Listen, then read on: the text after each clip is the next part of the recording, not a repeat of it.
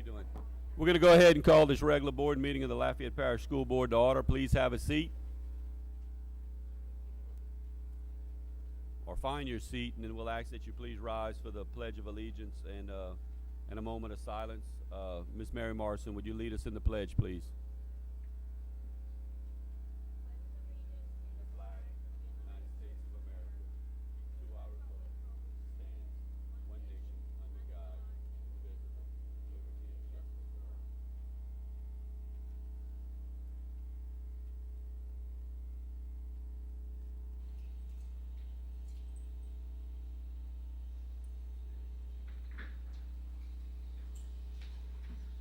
Thank you, Ms. Morrison. We'll move to opening comments. Superintendent. Thank you, President Latchley. Good evening, board members, staff, and everyone in attendance this evening. I am pleased to inform you that all but 2 of our schools were in session today after last week's hurricane, with one of those schools, Ernest Gallet, opening tomorrow. Dusant Elementary is the only school closed at this time due to power outages. Thank you to our maintenance, district, and school-level staff who work tirelessly to deliver sandbags and prepare our campuses for the storm, as well as for the return of our students. Internet access is a necessity for all LPSS students, and we have extended filtered academic Wi-Fi coverage into the parking lots on all of our campuses. Low-cost, in-home, open Wi-Fi packages are also now available for qualifying families from several local providers. We have also begun offering free in-home internet assistance for qualifying LPSS families unable to afford these open internet packages. This service will provide filtered academic Wi-Fi to your home for a limited time. Applications are now available in English and Spanish at lpssonline.com. And to date, we have received 634 applications for this service. Please note that the deadline to apply is Friday, October 30th. October is National Principals Month. I would like to take a moment to thank all of our school administrators for their hard work, especially this year, as they have overcome many obstacles to ensure that their campuses are safe and that learning is ongoing. If you follow our LPSS Facebook page, you will see our daily Meet Your Principal post and learn more about our amazing administrators. We are pleased to share the latest accomplishment of the Business Services Department. For the 27th year in a row, the Government Finance Officers Association of the United States and Canada has awarded the Certificate of Achievement for Excellence in Financial Reporting to the Lafayette Parish School System for its comprehensive annual financial report. Congratulations to Mr. Guidry, Mr. Dugas, and our entire finance team. Milton Elementary School's Amy Arsenault has been named the Elementary School Counselor of the Year by the Louisiana School Counseling Association. The School Counselor of the Year awards were created to recognize the state's most outstanding school counselors for their top-notch, comprehensive school counseling programs. Ms. Arsenault was nominated for the award by the Lafayette Professional School Counseling Organization and was chosen from among nominees across the state for this award. Winners of the State School Counselor of the Year awards are also submitted to the American School Counseling Association for consideration in the National School Counselor of the Year awards. Congratulations, Ms. Arsenault, on receiving this well-deserved award. Due to the ongoing COVID-19 pandemic, USDA has issued a nationwide waiver that will allow public school systems across the country to continue to offer all students, regardless of income eligibility, daily breakfast and lunch meals at no charge, effective immediately. This waiver will be valid through May 2021 or until available funds are depleted. Under this extension, all LPSS students can receive daily breakfast and lunch meals at no cost, including both on-campus meals and meals to go. This concludes my opening comments. Thank you, President Latchley. Thank you, Superintendent Trosclair. At this time, I'd like to recognize Board Member Mrs. Santani. Mr. President, I move that the board add to its agenda an information item concerning the Lafayette High School gas leaks. Second. We have a motion and a second. that we add an information item onto the agenda concerning the Lafayette High gas leak.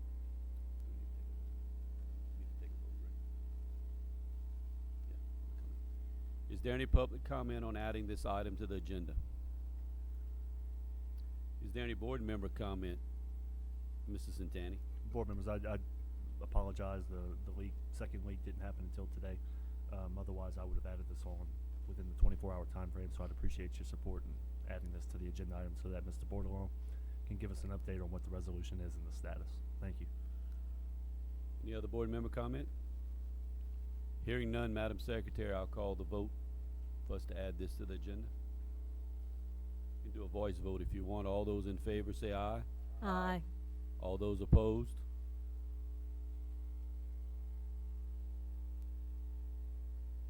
It's not unanimous. It will not be added to the agenda. We will continue with our agenda.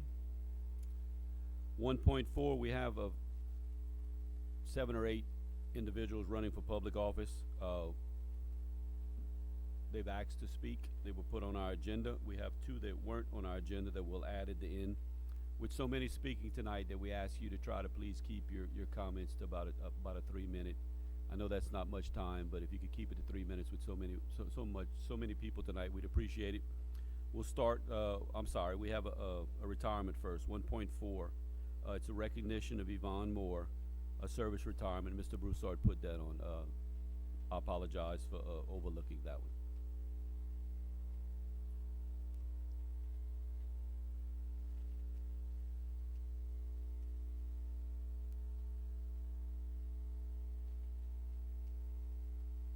You have the floor, Mr. Broussard. Thank you, Mr. President. Good evening, guests and board members. Come to you this evening to recognize an outstanding teacher for her years of services. Read to you a little bit about what I've put down to recognize her in the years of accomplishment. Ms. Moore comes to us from Jackson State University in Jackson, Mississippi, a historic HBCU university. She received her bachelor's in 1966. She then went on to receive her master plus 30 hours in 1989. She began educational leadership in 1966 at the Paulboro High School, where she taught physical education and carried that passion of leadership for 54 years. I say leadership because as a teacher back in the day, a teacher was held to a higher standard. A teacher was put on a pedestal. A teacher was one of the most respected person in our community. A teacher showed leadership by an example that they led to the students that they taught. And over the 54 years that she has been a leader, not just a teacher and educator, that she have touched the lives of many students, both young men and young women, throughout her years. She taught at Acadiana. Maybe some of you were there when she was there. I know Dr. Aguilar was there. Mr. Lashley may have been there. And at Count Crow High. She retired as a physical education teacher from various schools with an adapted education job title. So I want to thank Ms. Moore for her years of services and to say that she is one of the pioneers that came through over the years to share with the community the struggles when she came out of Jackson State University, that could not do, say, or go certain places. So we have made tremendous strides through the years, but yet still more strides to go. Ms. Yvonne Usher Moore, in recognition for your 54 years of outstanding educational service to the leadership, to the students of the Lafayette Parish school system, along with your dedicated passion and enthusiasm that you have shown over the years. Thank you, best of luck, and enjoy your retirement.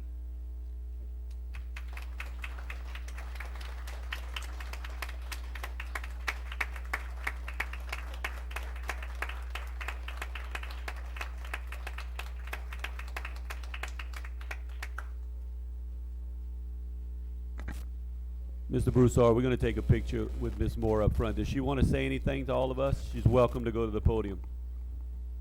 She's definitely earned that. Thank you, Mr. President, and to this board, and I should say to Lafayette Parish. I think I came here when Delaney was superintendent, but over these years, it has been a tremendous road, I should say. It has been good and it has been bad, but I think the good days outweighed the bad days. And the system has been very good to my 54 years, and I have no complaints.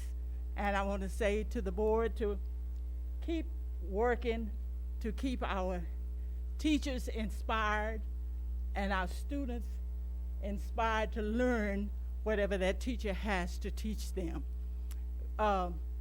We can do so much in the classroom, but you play a role also.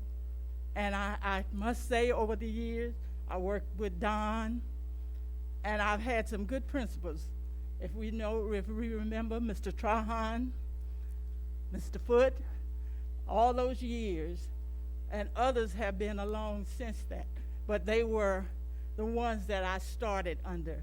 And I want to thank you for sharing all these years with me. Thank you.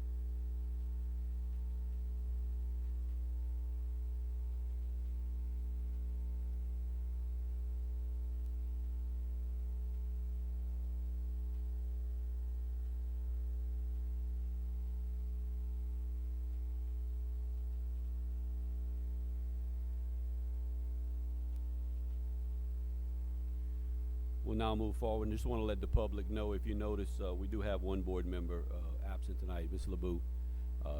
She is home quarantined, so she's good. She's okay. Everything's fine. As board members, we just like to know let the public know why we're not here when we're not here, because we do take our service very seriously. And she wanted us to let y'all know she's doing fine, but she's in quarantine. Item 1.5, our first introduction for political office will be Ms. Amanda Martin, candidate for District Judge, 15th Judicial District, Division D. If you could keep it to 3 minutes or so, ma'am, we would greatly appreciate it. Yes. Good evening, Superintendent and members of the board. Thank you so much for inviting me. I am Amanda Martin, and I'm running for District Judge, Division D, number 76, a seat that is being presently held by Judge Rubin. During these unprecedented times, it's important that our courtrooms are presided over by the right judge, and that's me, Amanda Martin. I was raised in a 3-bedroom home with 16 other kids, one bath, in the Macomb subdivision by a single mother and an aunt. As a young girl, my mother raised me to be respectful to all people, especially our elders, to be honest, to always put God first, and that love is the greatest gift of all. We attended church at Immaculate Heart of Mary, and we still do at this time. I was raised during a period of integration in this school district where I think it was every 4 years, the students were bused from one area to another to get the black and white ratio to even, balanced in the school system. And from K through 12, I attended 7 schools in this parish. I was raised at a time where credit wasn't on a card. It's where you went to the local grocer and they kept a ledger and a notebook, and they told you every month how much your parents owed, the balance. That was our charge card. I rode a bicycle to school, to UL, and I also worked full-time at that time at Lafayette General to help put my sister through college in Houston. I didn't have my own bedroom or bed until I moved on to campus at UL. But those challenges and adversities, they didn't stop my journey. I became board in Texas and Louisiana, and I've been practicing for over 30 years, handling thousands of criminal and civil cases. I've also provided thousands of hours of free legal service to many people. I've worked in the corporate sector, I've worked as a solo practitioner, I've worked as a public defender, and I've also worked as an assistant attorney general, the job I last had that I left to pursue this judgeship. I've worked in drug court for several years in Lafayette Parish, and I've also been an agent for the governor's DWI task force in Baton Rouge. I've volunteered, countless hours to our community, working with youth, elders, veterans, always trying to make the community a better place. I believe a judge should be a person who wants justice for all, not a select few. I believe a judge should be fair and firm in applying the law to all cases. I believe a judge should have compassion, be open-minded, neutral, and courteous to discern justice and to uphold the integrity, professionalism, and respect in a courtroom. Just like you all have listened to my story, that is exactly what every person who walks in a courtroom wants. They want to be assured that they are respected and heard, and that the judge will apply the law fairly and impartially, simply do what's just and right. Just like COVID-19 has no discrimination, justice shouldn't either. I rise before you today to continue to serve this community as your next judge in Division D. I'm not only clearly qualified for the job based on my experience in leadership, but I'm committed to bringing the same work ethic, integrity, and compassion to the bench. Our justice system is broken, yet is repairable. We need someone like me to fill this position, a leader that is willing to bring change and consistency to the 3 parishes that compose the 15 JDC.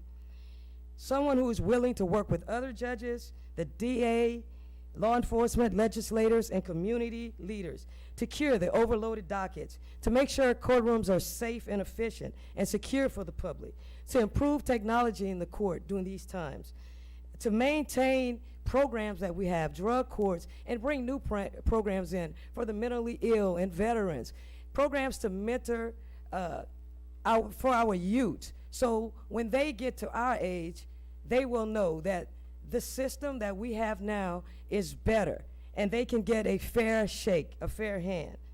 We need someone with just common sense. We need a community that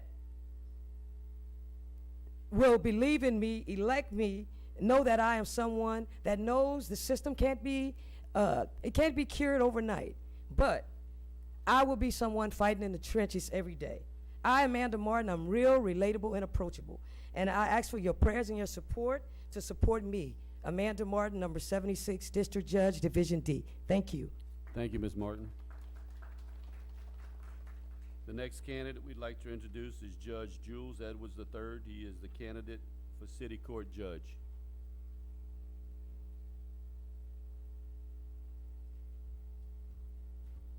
Good evening, Superintendent and Mr. President and board members. I'm very pleased to be with you this evening because I am a candidate for Division A of the Lafayette City Court. I have lived a life of a servant leader. I have 30 years of military experience. I have been on the 15th Judicial District Court at the State Trial Court for 27 years. I have been very effective at leading people off the road to perdition onto the road to contribution, and that's my motivation for wanting to move to city court, so that I can get involved in those people's lives sooner rather than later, so that we can accomplish that change, that inspiring them to change their lives, to repair the harm that they've made, and get back onto the road to contribution. I want to do that sooner rather than later, because that means that by definition we will have less crime. If I can get them off that criminal career earlier, and we will be much more successful. I've been very involved in my community. I'm on the board of Bridge Ministries of Acadiana. I'm on the Hospice of Acadiana board. Again, I ask for your prayers, I ask for your support, I ask for your vote. Thank you for your time and attention. Thank you, Judge Edwards. Next up will be Danny Landry. He's candidate for district attorney in the 15th Judicial District. Mr. Landry. Well, thank y'all, Ms. Superintendent, Mr. President, members of the board. I know a lot of y'all, but for y'all that don't know me, I'm Daniel Landry, but I go by Danny. I'm married to Nancy. I've been married to her for 39 years. I have 3 wonderful children that God has blessed me with. My oldest son is a graduate of UL, Lafayette High, in finances in the oil and gas industry. My middle son is a graduate of Lafayette High. He's a prosecutor, a juvenile prosecutor, following my lead. And then my daughter, the youngest one, is the smartest one, graduated from Lafayette High, went through the Health Academy, and is currently doing her residency as a pediatric neurologist. And one of your board members happened to have been her babysitter, board member Mason. So I give her a lot of credit for putting her on the right road. In 1984, I took an oath of office as a felony prosecutor with then District Attorney Nathan Stansberry. For people that don't know, felony prosecutors handle the most serious cases, from death penalty cases to life imprisonments to the most serious. So I started that in 1984, served with Nathan until he retired, left the office. When Mike Carson became DA, I was once again appointed as a felony prosecutor, worked for 20 years with Mr. Harson. After Mr. Harson left the office, I once again was appointed as a felony prosecutor with the current District Attorney Keith Stutes, and as well I was appointed the first assistant DA, which had not been done in many years, which gave me a supervisory role over the 3 parishes of Lafayette, Acadia, and Vermilion Parish. It also put me in the role of learning about budgets, and I know all of y'all, that's an issue we're all having because of the downturn in the oil and gas industry, as well as the COVID pandemic, which is going to be a big issue with all of the operations of the District Attorney's Office for the next 5 to 6 years. I have that experience. I've been working on the budget, but probably the most important thing that I really want to talk to y'all about is, as the first assistant, I'm also the director of pretrial services. We started a program, we totally revamped the pretrial services after Mr. Stutes became DA and started from scratch. This year we started a test program in Acadia Parish where it was a juvenile pretrial intervention service.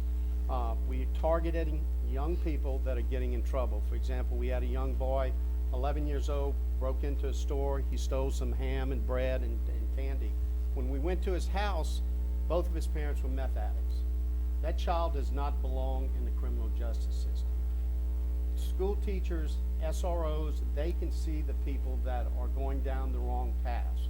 I intend on taking that program into Lafayette Parish and Vermilion Parish as well, because it's been outstanding. I have prosecuted the worst of the worst, from the murders to cop killers, but now I want to try to direct the office more towards prevention to try to help these people, because I'd love to put myself out of a job.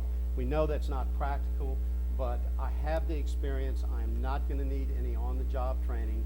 I am not Nathan Stansberry. I'm not Mike Carson. I'm not Keith Stutes. I'm Danny Landry, and I just asked you, there's 2 Landrys running, so you got to remember D.A. Danny, or Danny for D.A. And I'm number 80, and I would appreciate y'all's support. My phone number is on the back of that handout.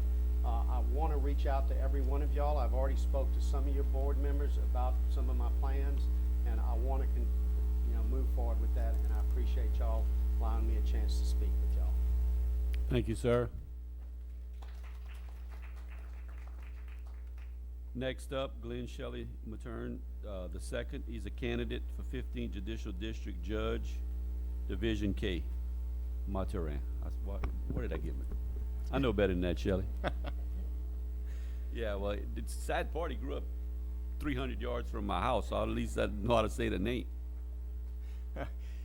Good evening, Madam Superintendent, ladies and gentlemen of the school board, and citizens of Lafayette Parish. Thank you so much for having me here to speak this evening to you. My name is Glenn Shelley Matrin II. I do go by Shelley. I'm running for District Judge in Division K here in the 15th Judicial District in Lafayette Parish. I'm number 84 on your ballot. I can't tell you how excited and important it is for me to speak with you tonight of all evenings. And the reason I say that is because as educators and lovers of education, we've all been watching the process that's been going on right now. It is a great lesson in civics, so as educators you should appreciate that, as I do. We've got an executive branch who has appointed somebody to sit on the Supreme Court. We have a legislative branch that is going through the confirmation process, and we have a candidate who is telling us about the judicial branch through her perspective. So as one of the senators said, it is Civics 101, and it is a great lesson for all of us to learn. And so I'm happy to be here, and it's very appropriate for me to be here tonight under these circumstances. Who am I? I was born and raised here in Lafayette, lifelong resident. I graduated from Acadiana High School in 1989. I then went on to what was at the time USL, where I finished in criminal justice with a special internship with the U.S. Marshal Service. I then went on to Southern University Law School in Baton Rouge. During my time at Southern, I continue to live here in Lafayette and commute back and forth every day. It's that work ethic that I will take with me to the bench, and I did that because I love this community, and that's why I'm running for judge, is out of an obligation for community service. In addition, I have two amazing daughters. One who is a product of the public school system. She graduated from Lafayette High School 2 years ago. She is now a sophomore at UL. And I also have a senior who is at St. Thomas More, and she will be heading off, hopefully soon, to college. So I'm a family man. I do believe in community service. I'm a big proponent of that in service to the community. I do all of those things in my off time. I volunteer for Hospice of Acadiana. I've sat on the board of Komen Acadiana, a breast cancer nonprofit foundation. I'm also one of the co-founders and current president of the Doty Groves Breast Cancer Foundation, which is a new nonprofit breast cancer foundation here in Lafayette. I'm also a member of the Knights of Columbus in Scott, Louisiana, and I'm also a charter member of the Kiwanis Club in Scott, which, as you all know, is the parent organization to all the key clubs that we have in our school system. So regardless of what happens November the 3rd, I will continue to do those community service obligations that I feel we all have an obligation to do. Whether you do it or not, that's obviously a choice, but I do believe we all have an obligation, whether it's small or large, to make a big impact in our communities. As far as experiences goes, I've been practicing law for the last 20 years. I've handled every type of civil case imaginable, and I've tried cases and litigated cases in every type of court that you can imagine, in federal, state, city, and administrative law courts. I believe that gives me a unique perspective, different than any of the other candidates, because all those cases, all those types of cases will come before the district judge, and they will have to know how to handle all those issues and deal with all the different types of litigants involved, and I believe I can do that. As far as my judicial philosophy is concerned, which is very important, I am what you would call a constitutional conservative. Why is that important? The Constitution is the founding document, is the bedrock, and is the glue that holds this nation together. The principles that are embodied within that document, freedom, liberty, justice, equality, and limited government, those are all principles that we should all hold dear. And why is that? Because the Constitution sees no color, sees no race, sees no gender, sees no socioeconomic status. The law is applied equally and fairly to everyone. The law is blind as it should be. That is how I will operate on the bench. I will apply the law and I will stay within my constitutional limits. All too often these days we have judges who are engineering decisions to meet their own personal goals or personal biases. And I can understand the difficulty in not doing that, but it is imperative that we do not do that, because at that point in time, we're stepping outside the Constitution. We're becoming a legislative branch. That is a recipe for disaster, and it's time to rein that in, where judges just apply the law to the facts. And I will do that humbly, honestly, and with care and compassion to all that come before the court. So I would ask for your vote and support on November the 3rd. Most importantly, I would ask for your prayers through this process as we're nearing the end. Thank you for your time and consideration, and I appreciate it very much. Thank you. Thank you, sir. Next up, watch me on this one, Mrs. Zantani. K. Kade Gotro, candidate for District Judge, 15th Judicial District, Division K. Sorry about that, Shelley. Yes, so thank you, everyone, members of the board. I'm Kay Gotro. I am running for District Judge, Division K, against Shelley Machuran. Judge Michaud is retiring, so it's an open seat. I am a lifelong resident of Lafayette, born and raised here. I've practiced law in Lafayette for 33 years. I'm the only candidate who works in both civil and criminal litigation actively at this time. And I have a lot of qualities that I feel are unique to me as well. So I will tell you about my educational background first. I was graduated as the valedictorian of my high school class. I went on to USL. I was a major in political science. I graduated magna cum laude. I was the outstanding graduate of my college when I graduated. I went on to LSU Law School, where I finished at the top of my class. After law school, I returned to Lafayette, and I worked for Judge Benny Gotro, no relation to my husband, and I was his legal assistant. What that means is, for a year, in Division K, which is the seat I'm running for, I was the judge's legal assistant. I managed his docket. I followed him around. I saw the kind of work that was being handled in Division K. I then went on and I worked for United States District Judge John Shaw in the federal court. I worked for Judge Shaw for 12 years, once again as his assistant. I researched, I wrote legal opinions, I managed his docket, I dealt with the lawyers. So those things give me what I would consider almost on-the-job training. When I left the judge, I went on and I worked for a defense firm. So I had done work with insurance companies, defending truck wrecks, car wrecks, and environmental work. But then I decided that what I really wanted to do was to run my own shop and do a practice that affected the lives of individual people, and that's what I did. So I opened my practice, and I've been doing that for 20 years, both civil and criminal litigation. I handle everything from family court, criminal law, wills and successions, estate planning, interdictions, children in need of care. I've handled all of those cases myself, and those cases are exactly what the docket of Division K will be. So I feel that I have the unique ability to say that I've actually had on-the-job training. Additionally, I was appointed by the Louisiana Supreme Court to serve as a temporary judge, which I've done on several occasions. So I've actually sat on several trials as a judge. I'm the only candidate who has judicial experience. I'm married. I've been married to my husband for 31 years. I have 2 children. My daughter, Michelle, is in medical school in her 2nd year. My son, Matthew, is a senior at LSU, hoping to go to law school next fall. Why am I running for judge? People ask me that question because I think people wonder what would put us up for doing this after a lifelong career in the law. It sounds very corny, but what I tell people is this: I believe in the system of justice. Now more than ever, we want people to believe that coming to court is a place to get peaceful resolution. It's a place where when people show up, they want to look at the judge and know that that judge is smart, that that judge is prepared, that that judge has a heart to know what the people's lives are like. I've had a people practice. I understand what litigants come to court for. I think I know what justice looks like.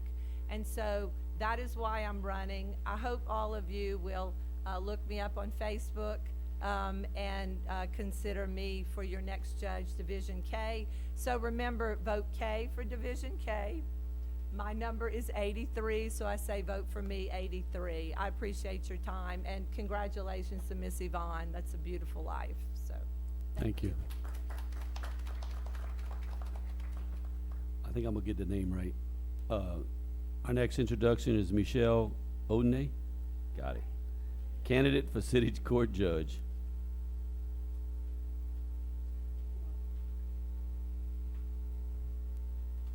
Thank y'all for inviting me to speak today. I'm running for Lafayette City Court Judge because our community is growing and we can't keep doing things the same way year after year, term after term. We need it to fix these problems. If any of you have ever gone down to city court to pay a traffic ticket or to contest a traffic ticket, you know that you're going to need to take off a day of work, sit in a courtroom for several hours, waiting for your name to be called only to declare your intention to contest the ticket. So right there, you've committed 2 days off of work and 2 trips to the courthouse. Your traffic ticket just got a lot more expensive. And I'd like to be part of the solution in fixing this issue. Like Judge Edwards stated earlier, city court is often the entry point into the criminal justice system for both adults and juveniles. You know, I was shocked. I worked at the public defender's office 20 years ago, representing the indigent on the criminal and traffic dockets. And I'm shocked to learn that I'm still representing the same individuals for different criminal offenses. The cookie cutter programs are not working. We need individualized programs that address the root cause of the problem, and we need to help these individuals become productive members of our community. And when I talk about programs, I'm not talking about programs paid for by our tax dollars. I'm talking about programs that are paid for by the individuals so that we get the buy-in for them. Additionally, as a public defender, I tragically see veterans coming into city court. You know, I'd like to create a veterans court for those veterans that commit criminal offenses due to psychological disorders. Veterans court would create a structured environment for those individuals, and it would require mandatory treatment, frequent drug testing to help prevent recidivism. I believe that I can make Lafayette City Court better. This is not my retirement plan. Lafayette City Court needs a judge that has the energy and fresh perspective, who's committed to making the changes necessary to prevent recidivism. I understand the importance of judicial temperance. When I got out of law school, I went to work for the Orleans Parish District Attorney's Office, where I tried in excess of 100 cases. I prosecuted child support evaders, juvenile delinquencies, and adult matters ranging from disturbing the peace to capital murder. In Orleans Parish, I was in the courtroom 5 days a week, tried multiple cases in a week, and sometimes, depending upon the section you were assigned to, multiple cases in a day. 25 years ago, actually yesterday, I got married and moved to Lafayette, and I went to work for an insurance defense firm. I quickly realized that I missed the excitement and the pace of the courtroom. So I went to work for the public defender's office here in city court, and I remained there until I went to work for Mike Carson at the DA's office, and I prosecuted his domestic violence and his felony narcotics. I stayed there for several years until I got pregnant with my first set of twins. And as I was getting ready to return back to work, we found out that we were blessed with another set of twins. I was the last man standing. My husband worked 12 to 14 hours a day, so we made the tough decision that I would stay home and raise the kids.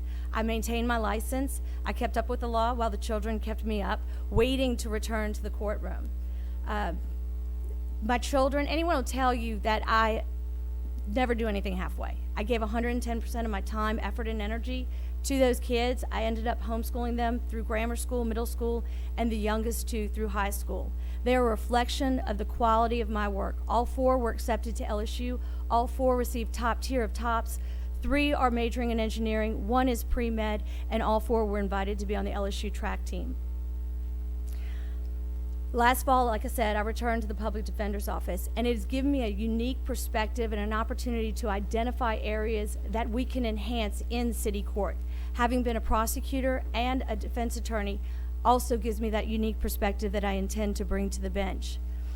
I promise you that if elected, I will not legislate from the bench, that I will uphold the law, that I will create a veterans court, and that I will work diligently to address the issues that impact the effectiveness of city court, and that I will bring the computer system into the 21st century. I humbly ask y'all for your vote. Thank you. Thank you, ma'am. We have two individuals that are not on the agenda that we're going to go ahead and allow to speak this evening. First up is for Family Court Judge Donna Reniger.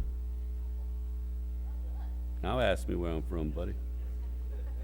No, actually, if I can be honest, Miss Amanda Blanco right there wrote Donna like Mona, Reniger like vinegar.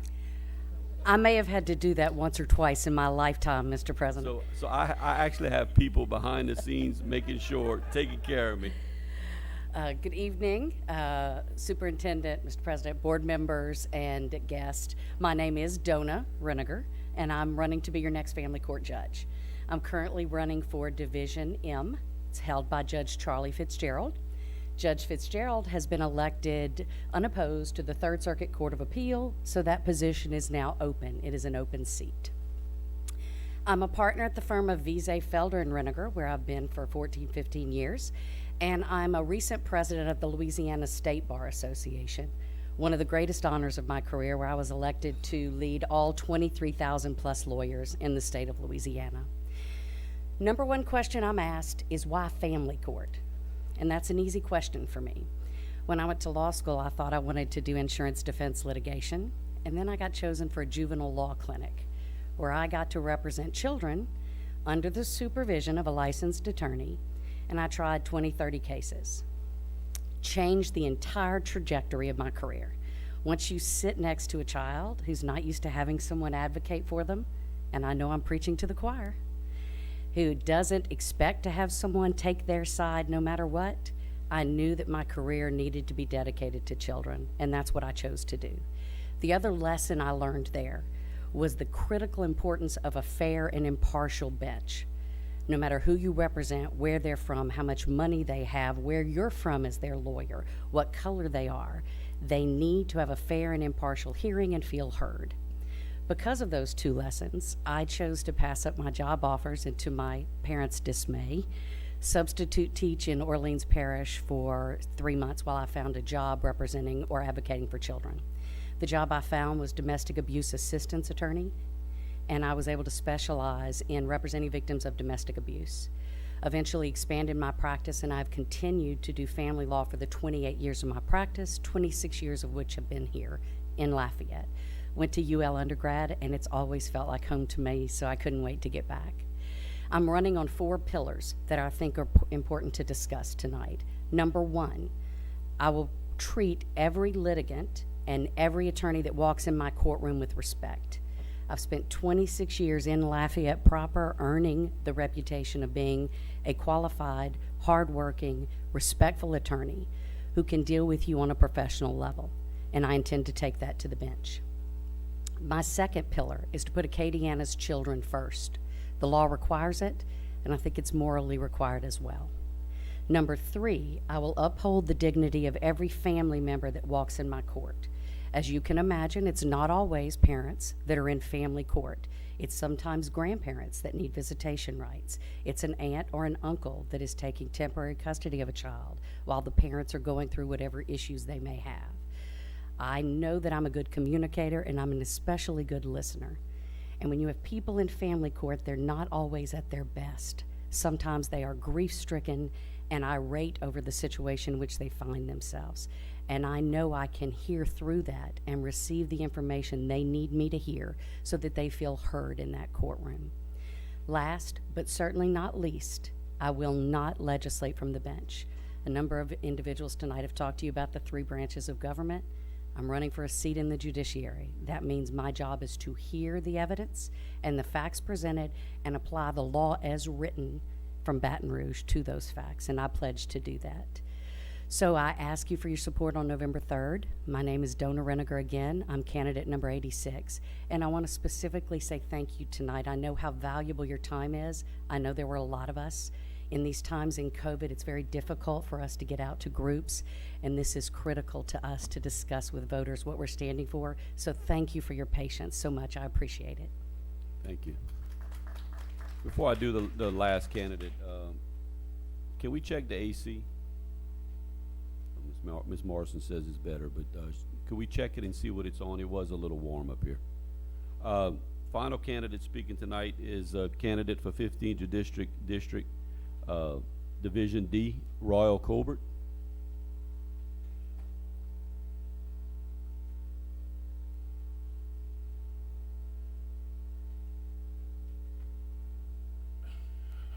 Again, thank y'all for having us, Mr. Superintendent, Mr. Broussard, Mr. Chachon, members of the school board. My name is Royal Colbert. I'm running for Division D, which is Judge Reuben's seat, so I guess I'm running against Ms. Martin. Now, here's who I am, and I'll tell you who I am first and then tell you who I'm supposed to be. Here's who I am. I am a product of the Lafayette Parish school system. Having been born in the Truman subdivision, literally, attending school here in Lafayette, graduating, and then going to school at USL. After my time at USL, I did the Army for a couple of years, having deployed to Iraq and Afghanistan. Came back from there, got them to pay for me to go to law school, graduated from Southern. I've actually been practicing law 20 years as of last Wednesday, having graduated from Southern University. I am a military veteran with 28 years of service. I officially retired from the Louisiana Army Reserve on August the 18th of 2021. Next year, my contract will be over and I will be retiring as a major with several deployments underneath my belt. Now, what does that mean to you, the members of the school board? I am a product of the Lafayette Parish school system. So again, I want to thank y'all for what y'all did for me. Growing up in the Truman subdivision, we didn't have much. Came out of there, but education was always important to us. My parents divorced when I was 4 years old. I ended up staying with my dad while my mom and the rest of the family moved to New Iberia. Many of you probably know my Aunt Patricia Coba Cormier, so she made sure that she put the strap to us and made sure that we were raised quite well and that education was part of our upbringing. Okay, so I have a pat on this side of me making sure I go to school and do what I'm supposed to do.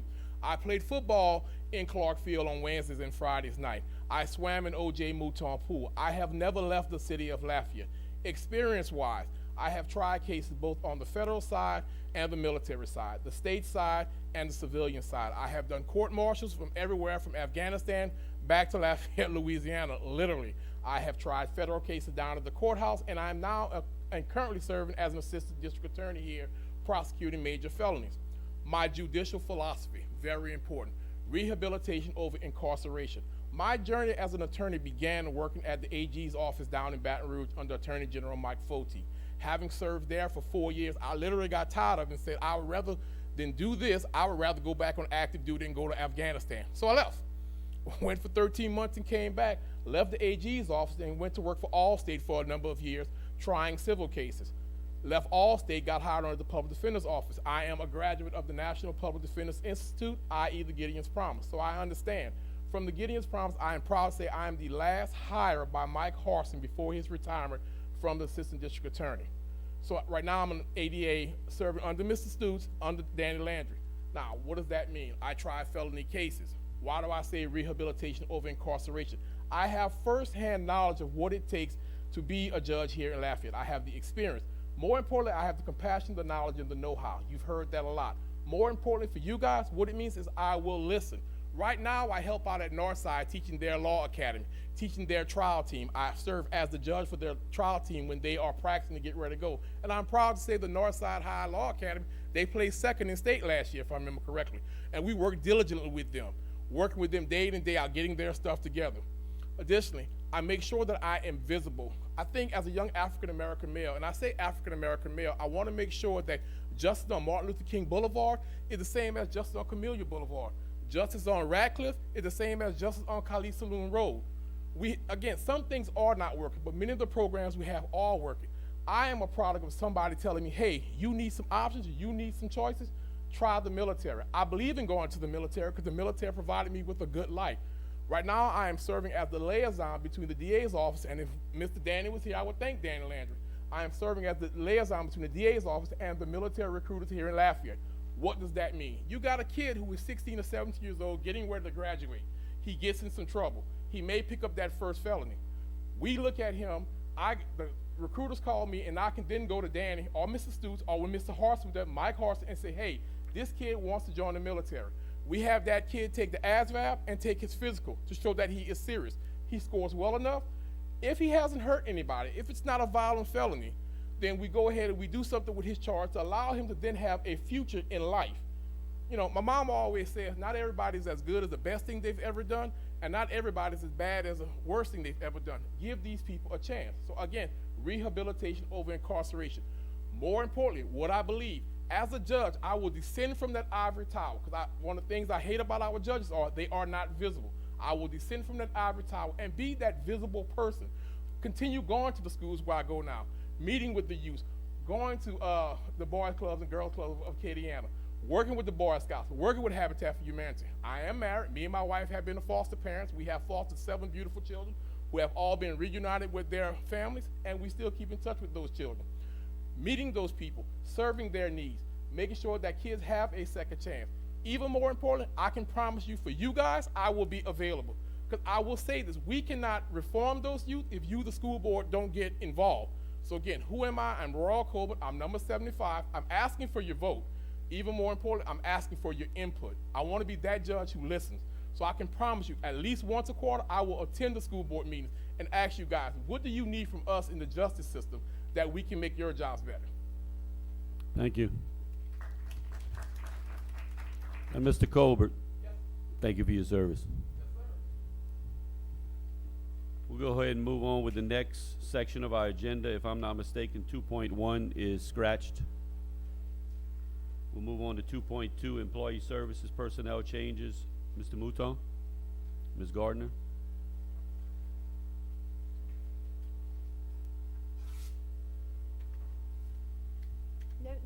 No personnel changes, all righty.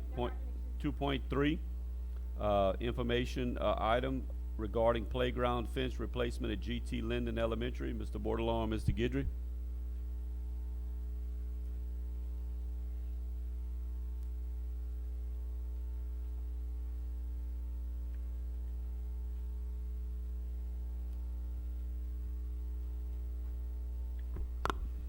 Good evening, members of the board. Kyle Bordelon, Director of Planning and Facilities.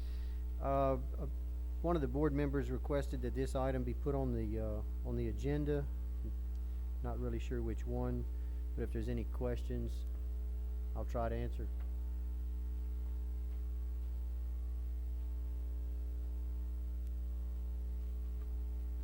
Is Dr. anybody- Chasson asked that we just have an estimated cost on the green tea linden fence. Okay, that's right, and I'm sorry, and that's in the executive information on that item. Executive content area. Yeah, I know a portion of that was, in fact, I think I had a conversation with the mayor. I think they're supposed to get us their portion. The $10,000 that was guaranteed, that if we were to give the easement, the right-of-way, he said he'd hand deliver the check. I asked him to get in touch with Mr. Guidry, the superintendent. He said he would. So for the easement to be signed by myself, we're gonna need the $10,000 check for sure. Yes, sir. Okay. Any board member have any questions on this information item? If not, we'll move on to the next one. Alrighty, next up, 2.4 is finance. List of bids approved to be advertised by the superintendent. Any information on that? Hearing none. 2.5, list of purchases made pursuant to federal and state emergency declaration provisions. Mr. Guidry or Mr. Francis? Nothing? 2.6, finance, ASBO Certificate of Excellence and GFOA Award of Financial Reporting Achievement for the fiscal year 2018-2019 Comprehensive Annual Financial Report. Mr. Guidry, Mr. Dugas?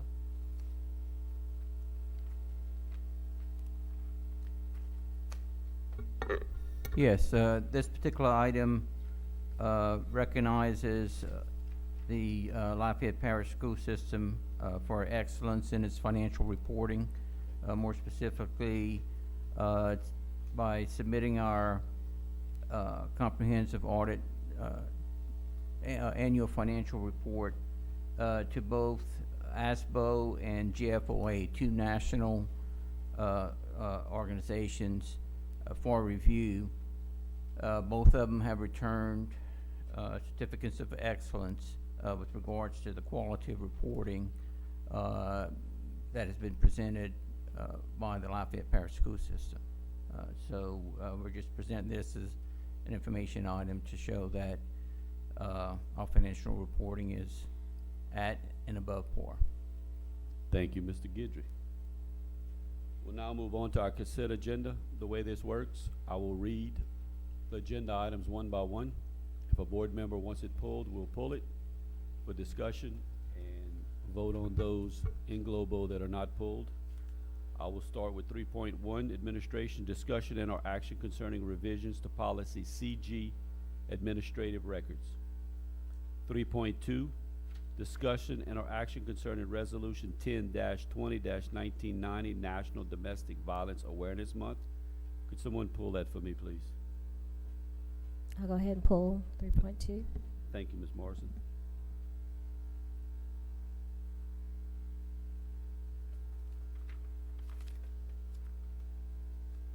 3.3, discussion and or action concerning the new assistant supervisor and nursing health services job description and related budget revisions. 3.4, discussion and or action concerning the audiologist job description. 3.5, employee services, discussion and or action concerning the revised technology facilitator job description. 3.6, discussion and or action concerning physical therapist, occupational therapist job description. 3.7, employee services, discussion and or action concerning the new LOA curriculum coordinator job description. 3.8, employee services, discussion and or action concerning policy file EGA staff insurance coverages. That you, Mr. Angel? That you? Okay. Okay, thank you. It's 3.8. 3.9, discussion and action concerning the curriculum coordinator facility job description. 3.10, discussion and action concerning EGWP/Silver Script retiree prescription plan.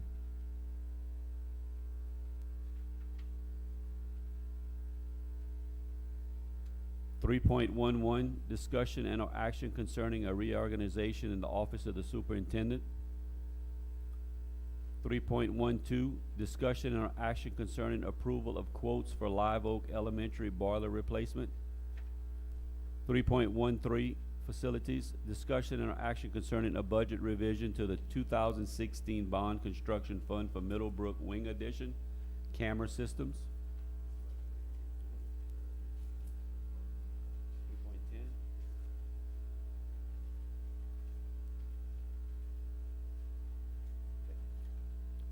And where was I? Did I read 3.13? I did. 3.14, discussion and or action concerning quotes for stadium fence replacement.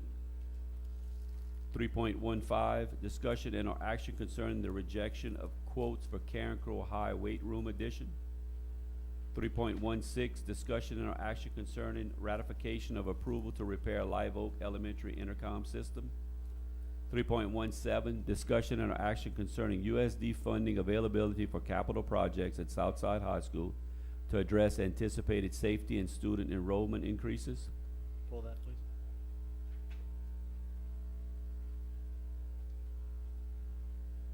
3.18, discussion and or action concerning ratification of approval of quotes for Burke Elementary roofing replacement. 3.19, discussion and or action concerning bid award bathroom paper bid 25-21. 3.20, discussion and or action concerning the 2020-2021 first quarter budget revision for applicable funds. 3.21, discussion and or action concerning the sales tax collection reports for August 2020 and September 2020. 3.22, discussion and or action concerning the grant fund summary for September 2020. 3.23, discussion and or action concerning budget to actual reports for September 2020. 3.24, discussion and or action concerning resolution 10-20-1988, ratification of taxable sales tax revenue refunding bonds, Series 2020. 3.25, discussion and or action concerning resolution 10-20-1989, ratification of taxable Limited Tax Revenue Funding Bond Series 2020. 3.26, discussion and or action concerning the 2002 half-cent sales tax fund declaration of excess reserve payout to the teachers for year 2020-2021. Pull that, please. 3.27, discussion and or action concerning the 2021 proposed project for fundraising matching program. 3.28, Superintendent, discussion and or action concerning the minutes of September 9th and 28th of 2020. And 3.29 is approval of all action consent items. I'll entertain a motion to approve all items not pulled. We have a motion by Mrs. Santani and a second by Mr. Angel to approve all items not pulled. I will repeat those that were pulled. 3.2, 3.8, 3.10, 3.17, 3.26, and 3.27. Is there any public comment on any item not pulled? Is there any board member comment on any item not pulled? Hearing none, Madam Secretary, I'll call for the vote. 3.2.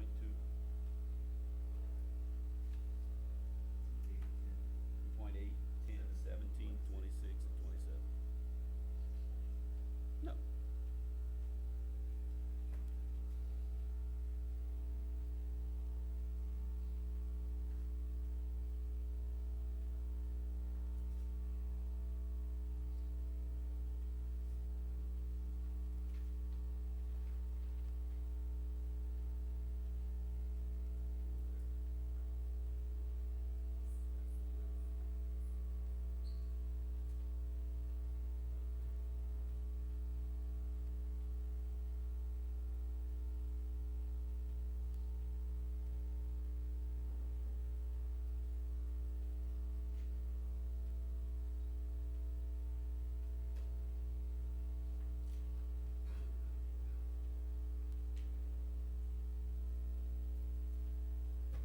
Eight for, none against.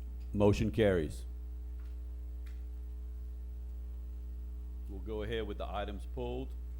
3.2, discussion and or action concerning Resolution 10-20-1990, National Domestic Violence Awareness Month. Ms. Morrison? Make a motion, please. Yes, I'll make a motion to approve. Motion by Ms. Morrison, seconded by Mr. Angel.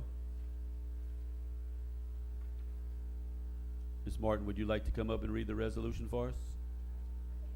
I'd appreciate it.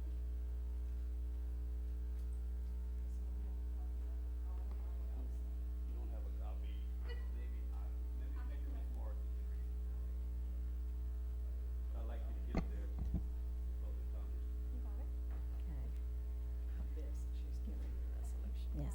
National Domestic Violence Awareness Month. Whereas the Lafayette Parish School Board supports National Domestic Violence Awareness Month to bring attention to the advocate for victims of domestic violence. Whereas the Lafayette Parish School Board wants to take a stand and remind our local communities that between 3.3 million and 10 million children are exposed to domestic violence each year. Whereas the Lafayette Parish School Board and our communities shall not stop until society has zero tolerance for domestic violence and until all victims and survivors can be heard. Therefore, be it duly resolved that the Lafayette Parish School Board does hereby designate the month of October as National Domestic Violence Awareness Month. I, the undersigned Secretary Treasurer of the Lafayette Parish School Board, do hereby certify that the above and foregoing is a true copy of the resolution adopted at its regular board meeting on October 14th, 2020, at which time a quorum was present, and that same is in full force and effect. Thank you, Ms. Morrison. Any public comment? We'll start with you, Ms. Martin. Thank you. Good evening, and thank you, Ms. Trosclair, Mr. Lachele, and board members for proclaiming October as Domestic Violence Awareness Month. My name is Roxanne Martin. I am a special education teacher for this school system, as well as the Education and Awareness Chairperson for Voices of Acadiana. We are a volunteer membership group comprised solely of survivors of domestic violence. Voices of Acadiana was formed through a partnership with Faith House of Acadiana and the Family Justice Center of Acadiana. Several of our community partners, including members from the 15th Judicial District Court as well as members from the Lafayette Police Department, were present with us last week when Mayor President Guillory proclaimed October as Domestic Violence Awareness Month for the Parish of Lafayette. My survivor story began in November of 2017 when I was finally able to escape a 30-year abusive marriage. Sadly, leaving did not end the abuse. He stalked me relentlessly and in a recording from jail threatened to kill me once he was released.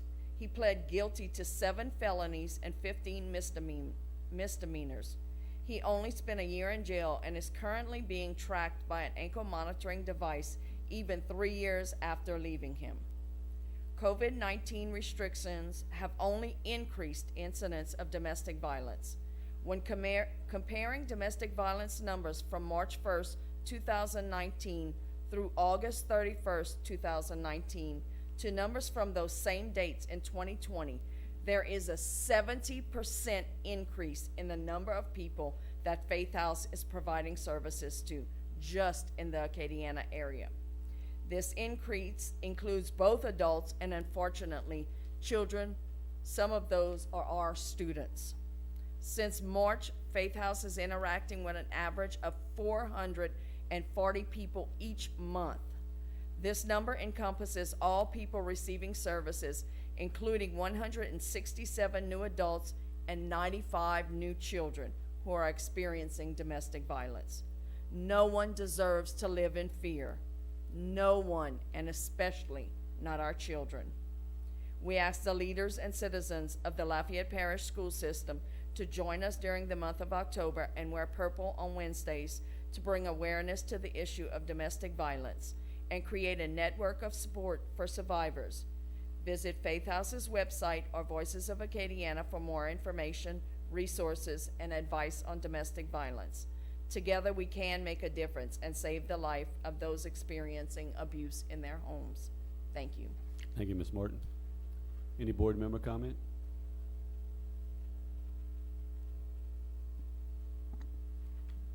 Hearing none, Madam Secretary, I'll call for the vote. And while waiting for the vote, it was not on the agenda. We do traditionally,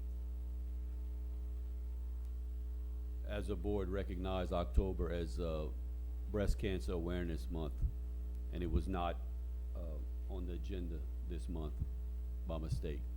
I'll take responsibility for that, but we do support breast cancer awareness and our breast cancer survivors.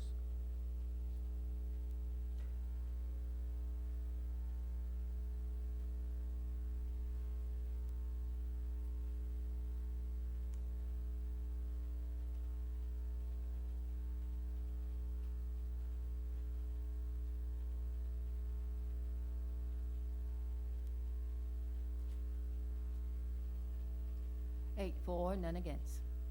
The motion carries. Next up on the agenda, 3.8.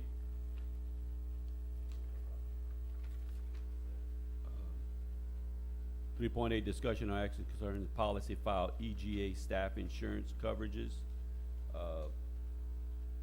Was pulled by Mr. Angel. He makes a motion to approve. It was seconded by Mrs. Santani.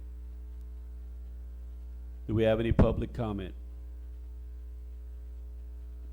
Any board member comment?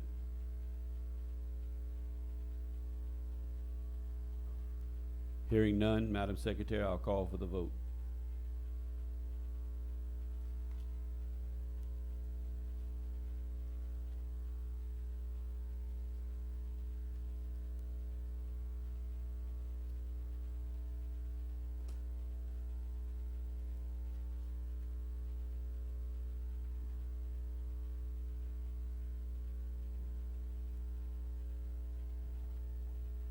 8 for, none against.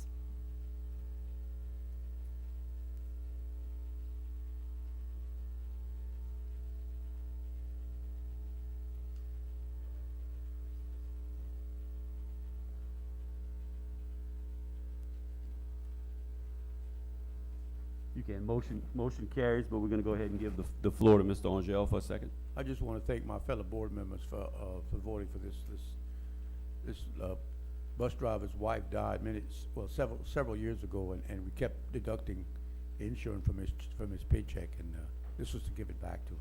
I appreciate it. Thank you. Thank you, Mr. Angel. Next item pulled was 3.10. It was pulled by Dr. Chasson. It's discussion and action concerning EGWP Silver Script Retiree Prescription Plan.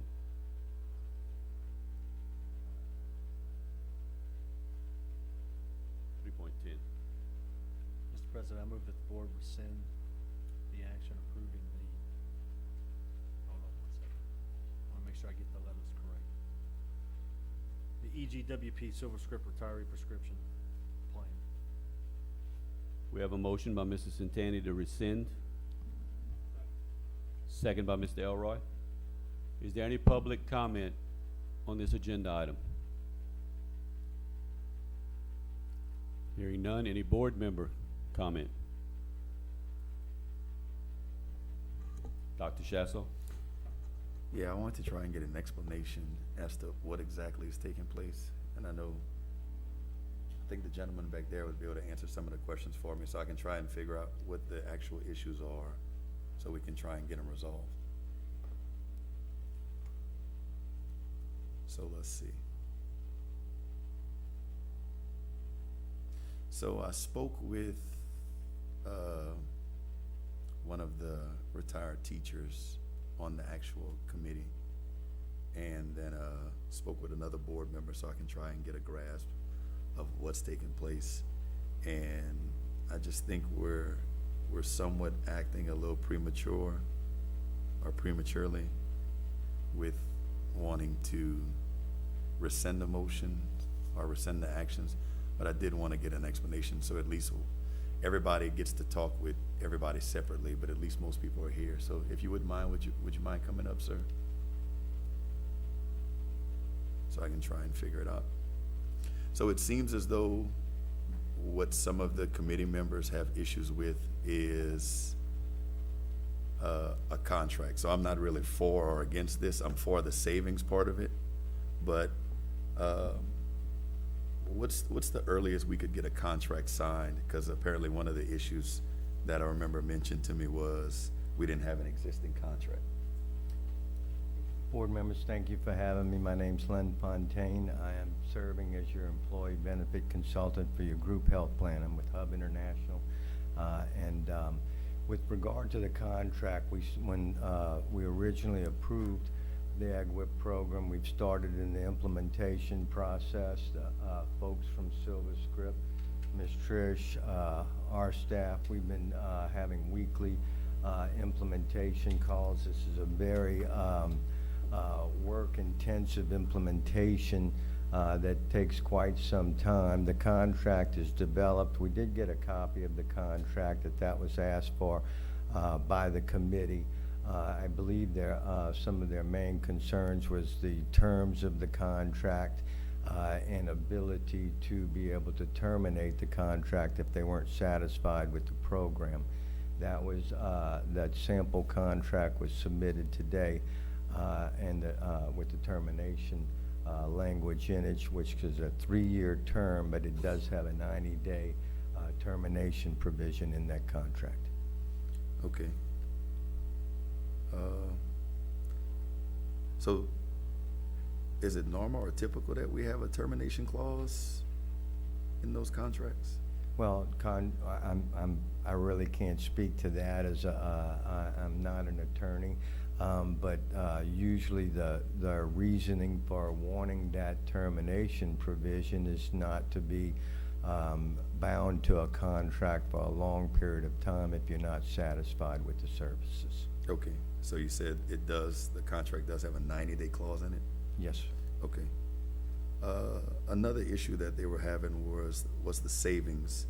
they questioned that initially it was explained to them that there would be a projected cost savings of $300,000 to $400,000, and then it's upwards of $2 million now. So I don't know, as opposed to me being happy that we're reaping this savings, because I know everyone's insurance premiums are gonna go up as of January, since we're depleting that group fund. They seem to question, I guess, the validity of going from 400,000 to over 2 million. Can you speak to that effect at all? Yes, sir. When we originally got the savings projections from Silver Scripps, EGWIP, RX benefits, they did not take into account the additional catastrophic portion of Medicare Part D, and not to confuse everybody, but starting on a calendar year basis, it gave the ability to garner more savings into the plan. Basically, what this plan does is it gets savings, reimbursements back to the system from the federal government with regard to Part D, and those savings went from 400 to 600,000 to 2.6 million, and we're pleased to see those numbers. Okay.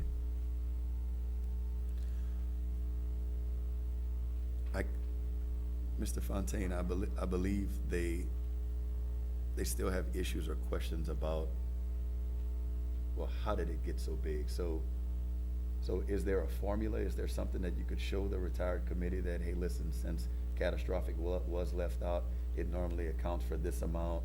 Now that we've included it, this is where this tremendous amount of savings. It's almost like someone, I guess they're taking it as, you know, someone telling you, you know, if you just show up here, you know, I'll give you $100,000, and they just don't believe the savings are true. Is there a way to reassure them, or because I don't know how to personally do it. I tried on the phone last night and I wasn't successful. Well, currently, under your plan, you're currently getting reimbursements on a monthly basis. Basically, this takes your plan and increases those reimbursements for the government. There are some, once a member gets into this catastrophic portion of Medicare Part D, and I know this is complicated, it increases those reimbursements. So as they got into the implementation and got more of the data, that's when those savings were developed. And basically, those savings amount to about $50 per retiree per month, which calculates out to that 2.6 million of additional savings. Okay. Another question is, they questioned, it was said that the formulary wasn't going to change, and I know formularies have to change, I just know they do, but that it wasn't going to change, and now it affects 1%, 40% of 1%. So go to 1% and then take 40% of that one. That those were folks that were affected with the formulary change. But was the RAP explained to them, that just that basic paperwork that these folks can apply for, they can appeal, they can have their doctor fill it out, and then it now will allow them to get the medication? That was explained to them as well? So with regard to the EGWIP program, many of the questions that have come out are, am I going to have to change pharmacy? The answer to that question is no, there's no change in pharmacy. With regard to the formulary, when the implementation started and they saw that disruption, the plan always had the wrap around it, okay?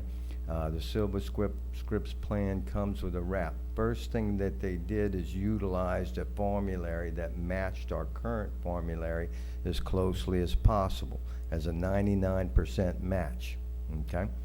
Then for anybody whose medication would be excluded from the formulary, there's a review process. On average, about 2/3 of those folks are approved in that review. Then comes the wrap, that if their medication that they're currently taking, okay, is not approved through that review process, the wrap takes care of that. So basically the message there, once again, is nobody is going to lose the ability to take the medication they're currently taking. The only things that change in formularies, currently your current plan has a quarterly update on formulary. New medications come into the marketplace, that type of thing. Some medications go from brand to generic when their patent expires. So with those types of things, you have a quarterly update with your formulary. This plan updates semi-annually, so actually that's an advantage as far as keeping the current formulary stable. That's it with regard to the formulary. Okay. All right, I just have one more question. I know the answer to it, but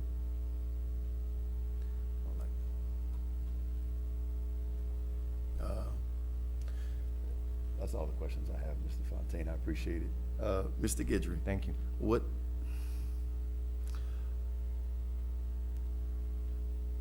Now, I'm not going to ask you that, Mr. Guidry. I know the answer to that. I just want you to say it out loud. I'm not going to ask you. What happens if we don't receive the savings that is projected? Like, it's one thing if the projections aren't correct, you know, then, I mean, obviously we got to hold somebody accountable. But if we don't receive these projected savings that I was at least banking on when it comes to this insurance part, then at that point, won't insurance premiums increase? I mean, unless we subsidize it, which I don't think we're in the business of subsidizing anymore, beyond the 2/3 we already do. So, with the financial results for fiscal year 20, when we were taking a look at the projections as early as January of 20, the projections indicated that we were going to finish the year with about a $2.8 to $3 million deficit. So we started looking at plan design changes that could be implemented to address, of course, finishing the year off at about that level for 20. That's sort of where you're starting with 21 unless you make changes. So that's why all of the changes that were presented were in fact presented. This being one of those changes, if it's not implemented, then the projected savings would not be recognized. So a potential, with regards to the savings that would not be recognized, these are some of the scenarios that could occur. Let's just say those projected savings, let's take, since the implementation of this egg whip would be about half a year, let's just say it's $1 million of the $2 million figure, $2.6 million figure, I'll use $2 million. Then that $1 million of savings would have to be offset in one of three ways. One would be additional plan benefit design changes that we would recommend to the board to replace this offset that would not occur. Change in premium, increase in premium potentially as an offset. Or, you know, as we monitor our claims week to week, we're looking at them every week, a downturn or a decrease in claims costs. It's not something I would bank on, but that could be a possible offset as well. It's something we wish for, but in terms of planning, I don't think it's something we can count on. We started this fiscal year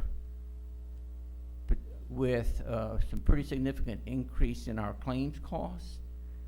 We figured part of that was due to, we took a look at it and felt that part of it was due to the fact that during March, April, May, June, the impact of COVID on elective surgeries and pushing back surgeries, we were starting to see those particular procedures being done in the current year, and as a result, our claims increasing pretty significantly the first 2 months of the year.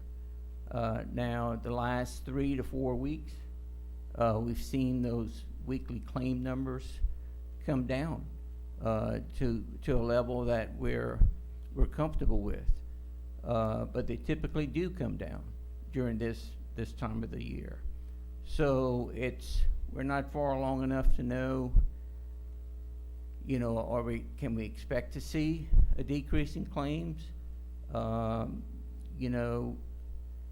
Based on historical data, unless you have a change in plan design, typically group health claims go up on an annual basis, on average 7-8%. Not necessarily our plans, but just industry average. So that's not something that I think we can, at this point, we'd feel comfortable relying on. So the 3 scenarios would be a decrease in claims costs. We don't know if that's going to occur or not. So I would recommend setting that off to the side for the time being. A change in plan design, which whenever you have a change in plan design, there are going to be wrinkles when you implement them, and you work through those wrinkles, iron them out, and move on. I think with regards to this ag whip, and it's just my opinion, I think we've experienced a couple of 3 wrinkles that Mr. Fontaine mentioned, that there are things in place to address those wrinkles, to iron them out, and to make those individuals that were impacted whole. So change in plan design, benefit change, and premium increase would be the other 2 that I mentioned. So that's probably what we would be looking at, maybe as early as January. If not January, then July 1 of next year. Okay, thank you. Board President, what's the actual motion on the floor? That the board rescind the EGWP Silver Script retiree prescription plan. Okay. What's the date that what's that magical date that we have to have this decision by, or that if we miss the deadline that we'll miss out on the savings? I believe we have until November 5th to get the correspondence out, first correspondence out. So the timeline would have to be, if we did want to take a look at the contract, and we did want to take a look at the wrap, and feel comfortable that the formularies in essence are made equal as a result of that wrap, it would require that we present that information in the month of October, and have a special board meeting, probably the last week of October, to allow the board and the insurance committee time to take a look at the information and make a determination or an assessment as to, okay, with this information, I now feel comfortable that the two formularies are in fact equal. That would be the timeline if we're still going to meet that November 5th mail out. That's going to be required for implementation in the current year. Okay. All right. Well, I'm going to go ahead and let you guys vote on it. Makes no sense to rescind it when you can just leave it as is and then have a special board meeting if folks or us, if we aren't happy. Makes no sense to rescind it, then come back to implement it again. Just leave it as is, and if you're not happy, then you have the special meeting. If you end up happy, then you don't have to do anything because it's already in existence. And I mean, if we can't trust the folks that we've hired to to tell us that these are real savings, and this formulary wrap will encompass the medications that these folks need, and the reimbursements are real, and we've got a 90-day clause in the contract to terminate, then what do we have the people hired for? Thank you, Dr. Chasson. Mr. Centani? All right, so I'm just gonna make a couple of quick points here. I sat in on the meeting with Mr. Fontaine the other day when he presented this to the Employee Insurance Committee. Mr. Fontaine, I have a couple questions too. So the point that the committee was trying to make in recommending that we rescind this was not to just throw $2.5 million out the window.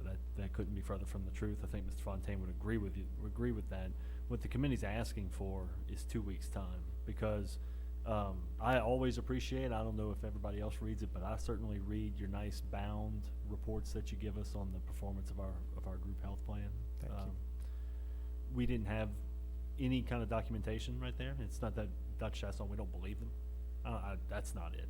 I'd like to at least see a spreadsheet with some ballpark numbers, just to makes me feel better about the savings. I'd like to have a little more information about the wrap. That was the first time anyone had heard that. Was on is that Tuesday or no? That was Monday night. That we had that meeting.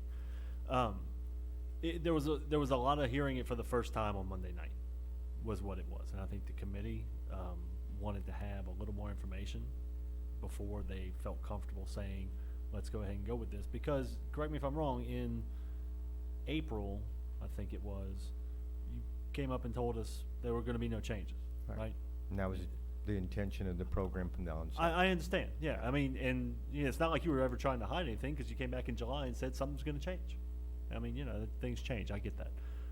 But the mindset under which both bodies adopted this program, I think, it's not that it was, it turned out to be false. It was not intended to be false, but it just, the situation changed, and we're still working through this. How many other school systems are doing an egg whip or the Silver Script plan in Louisiana? This is a fairly new concept. You find that most school systems are not really having to look at an egg whip program, because the majority of the school systems utilize a Medicare Advantage product for their retirees, which would alleviate them of any need of an egg whip program. Okay. All right. I can tell you that the Office of Group Benefits is implementing an egg whip program for a January 1st effective date. And correct me if I say anything wrong here, I just want to make sure the board understands the summary of what happened on Monday night. There's a significant education component to this, because a letter has to go out to our retired population that's on Medicare, correct? Correct. And in that letter is an instruction that says something to the effect of, if you don't want to participate, then you need to opt out, or something along those lines. That's maybe not as straightforward as it may seem for our retired population, where they might incorrectly deduce that if they want to keep their current prescription plan, then they need to opt out. But that is completely opposite of what we need them to do, because once they opt out, then they're no longer able to get insurance through the Lafayette Parish School System. Correct. So there's a significant education component to this, which I don't think has quite been ironed out, and which I would characterize as slightly more important than wrinkles, because I don't want to have any of our retired teachers, especially those that have gotten up in age and may get a letter in the mail and make the wrong decision that would have a significant impact. So for all of these reasons, I think the committee just wanted to have 2 weeks, have Mr. Fontaine come back, and Mr. Campbell, is that his name? Dr. Campbell, yes, sir. Dr. Campbell. Come back with a little more documentation, a little more firm information. So that is the recommendation of the Employee and Retiree Insurance Committee. I think they would appreciate your consideration. Thank you. Thank you, Mr. Fontaine. Thank you. Mr. Angel, you had a question? No? Any other board member comment? Dr. Aguilar? Thank you. I'm in agreement with Dr. Chasson that it makes little or no sense at all to rescind the action taken by the board when the retirees themselves want about a 2-week period to receive additional information, and if it is necessary that the board come back in late October, then so be it. To forego the potential savings to the health insurance program would force us to begin thinking about wishing for fewer claims by our employees or being prepared to increase rates for health insurance. So I would urge you to take no action on rescinding this plan until we have time for the retirees to get their questions answered. I have a question for you, Mrs. Santani. Is rescinding, that is not the same thing as deferring, right? Because I know the retirees called me last night and There's asked an action that the board took as part of our budget process. Okay. Where we adopted this particular plan. All right. Upon the recommendation of our group plan insurance consultant. Okay. In order to not stop the implementation of that plan, the board must rescind its action. Okay. Because I was called and asked last night to defer this. That's not what they want. That's not what they want. Thank you. The same person's gonna get a letter about opting out. Any other board member comment before we go to the vote? Go ahead, Dr. Chasson. We can accomplish the same thing by simply just not voting on this or deferring, or, well, just not voting on it, because the motion is to rescind. I've thought of like 3 or 4 different substitute motions, but they all basically bring us back to just not voting on this. If they really want to defer, if they really want to wait, then you just leave it as is. Like, there's a timeline here, and it'll just take us to a certain point, and everybody's worried about this point. Either they're gonna want it or they don't want it. And if they don't want it, then we come and meet to get rid of it. And if they want it, then we don't have to come meet. That's less for us to do. It's the path of least resistance. Like, it makes no sense what we're doing right now, rescinding this, because it makes some folks happy how it sounds. Like, just wait, and I'll be the first person, Mr. Fontaine. If they don't want it and we don't want it, then I'd like to pretend I can call a special board meeting, but that's why I voted against the Lafayette High stuff earlier. I don't have the power to call a special board meeting. Need 5 people. So, like, what are we really doing right here? It's just, I know folks understand it, but they're just doing it for a particular reason. Just leave it as is, and then we can come back and meet on it. Thank you, Dr. Chasson. Any other board comment before I go to the vote? Madam Secretary, I'll call for the vote.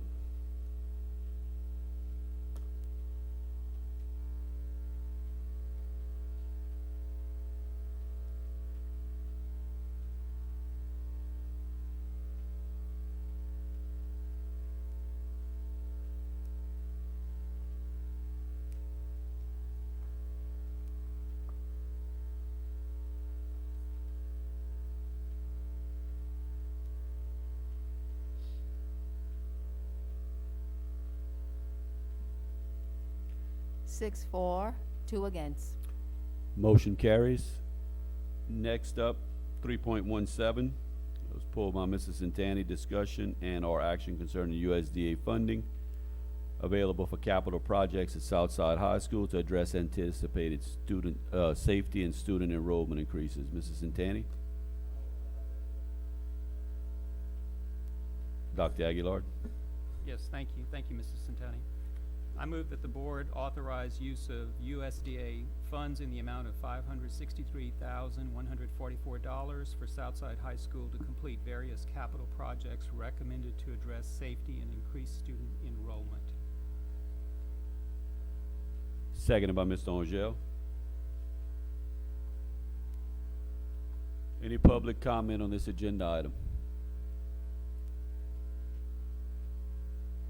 Any board member comment? Dr. Chasson? Correct me if I'm wrong. I think Mr. Santani had asked at the previous board meeting for a total amount that we would owe back if all of the money was spent. Is that the question that was asked? Maybe Mr. Santana can answer it better and I can request it. What's your question? If you don't mind talking. At the last board meeting, I thought you had made a request to figure out what the total amount we'd owe back once we spend this money. No, I asked for the future value of the money that we spend today. I'd like either answer, if y'all wouldn't mind. Well, I understood the request to be the present value of the interest savings, which, as indicated in one of the sections in this agenda item, when we closed the financing for the high school, in essence, at that point in time, we started paying interest on the full 78 million. So whether we expend these funds or not, we will spend approximately $292,000 of interest between now and the end or the maturity of the bond, of the debt payments. So that was my understanding of the request, and at that point in time, once we obtain clarification regarding the interest, then the need to compute the present value of not paying the interest no longer applies. So that's why that particular request hasn't been addressed. So about approximately $292,000 in interest would be paid over the next 37 years.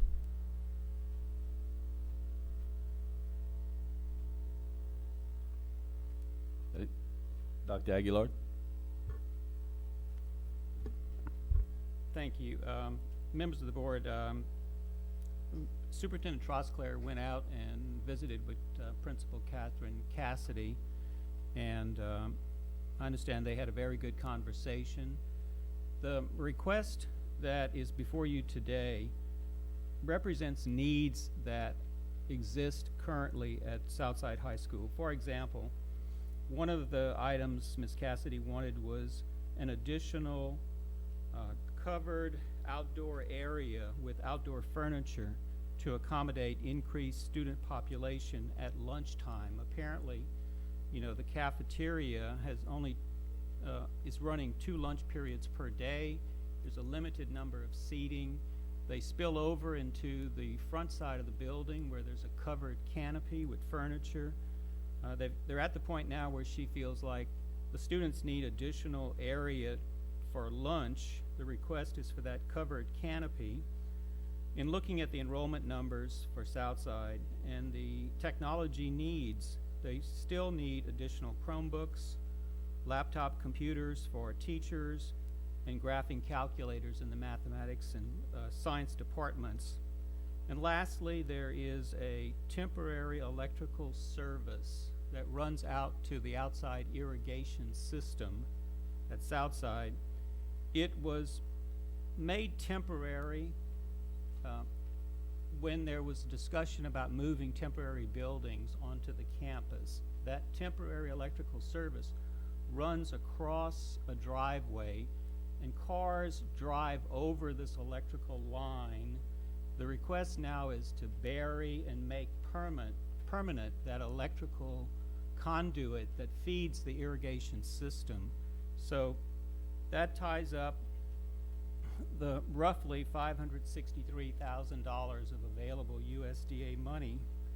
In my opinion, if we choose not to fund this with USDA money, that ultimately the district will continue to have to provide Chromebooks, laptop computers, graphing calculators to Southside High School as their enrollment dictates the need for that technology. The covered canopy is just a reality of having 1,800 students and wanting a place for kids to be able to sit and have lunch. And the electrical service running above ground is a safety issue. And so the request tonight for you is to consider encumbering this money and helping Southside to accomplish the needs that were identified by the principal. Thank you. Thank you, Dr. Aguilar. Mrs. Centani? Can somebody tell me, do graphic calculators cost $656 a piece now? It's 10 sets of 10. Right, $65,000. 65,640 divided by 100 is $656.40. Is that true? I see where the 10 should actually be 20. Initially, the request was 10, and then it was revised to 20. So the estimated cost was revised, but not the count. So let me ask this question: do they cost $300 a piece? Because that's still a little high to me, but it's a little more reasonable. Yeah, the price. I don't know what the specific price if you tell me is. yes, I'm going to believe you. I'm just a little taken aback. I can say this much: the price that we used was the last bid that we received. I'm so old that I remember when they cost under $100. They're software-based calculators. They're software-based. Oh, they're not like actual calculators? Well, no, they're a calculator, but they're software-based that have USB plugs and do all those special things. Sure, you learn something and then new they every can day. talk to the Promethean boards, the active boards, and pull up. So yes, sir. Man, how it know? All right, I'm gonna stop it now. Dr. Aguilar, I would like to support your Chromebooks and your laptops and your graphing calculators, and even the panel box if it is a safety issue. Certainly, I am not interested in denying our students the educational needs. And you're right, if we keep going this way, then we're going to have to buy Chromebooks anyway. I don't really want to support the outdoor lunch area. You said 1,800 students.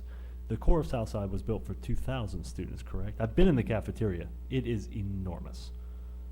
I don't doubt that they're having issues, but I think they're having issues. The cafeteria, I think, seats 400 students. When the school was designed, that big cafeteria only seats 400 students?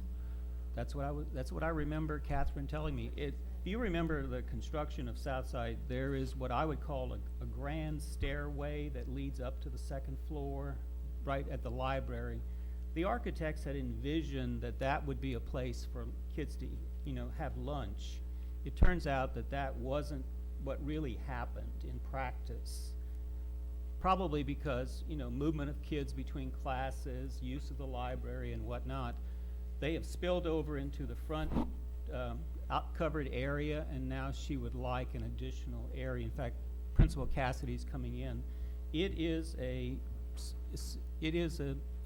desperate need for the school. Can they do without it? Absolutely. But in light of the fact that we have the money, that it's the appropriate item that ought to be provided to Southside if this board agrees. Shouldn't we save that money in case we need to buy another 400 Chromebooks next year? Well, we're not going to be able to, because this money has to be encumbered and purchases have to be made by August of 2021. Yeah. I mean, we're gonna have a pretty good idea on this by August of 2021. Mr. President, I'll offer a substitute motion to approve all items listed with the exception of the outdoor furniture and covered area. Can I ask a question for? Let's wait for a second. If you second.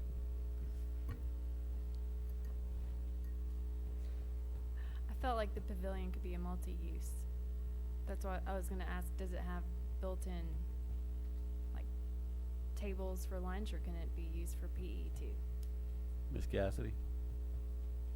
She's asking, is the outdoor facility, is it just basically a seating area to eat, or can it be multi-purpose and used for something else? Is the furniture movable? Is it stationary? Well, as you know, anything that you put on a campus can always be used for another reason, but the sole reason is for cafeteria. The cafeteria currently seats 390 something, so I rolled it up to 400. That's how many seats it has in it. and it is enormous, but it doesn't, the seating doesn't maximize. If you are familiar with like the normal cafeterias tables, they're long, they maximize seating. There's a lot of tables where you have to space them out. So there really isn't a lot of seating in the cafeteria. On the patio, we have 90 seats, so it's 490. We now sit in the library, so we spill over into the library. Currently, at first lunch, we have 760 students. At second lunch, we have 715. So that's roughly and then if you do the math, it doesn't add up to 1,800 because we have seniors that are blocked and don't have lunch. So we have now since moved to that area, but when it rains, they have to sit in the hallway. So they go sit out there. The only problem is that it is in the beating sun at that time of the day, so the kids don't want to go out there because it's really hot, which is why we asked for the covered and also for the rain, because currently that's what happens. They have to sit in the hallway that goes out to that bus loop.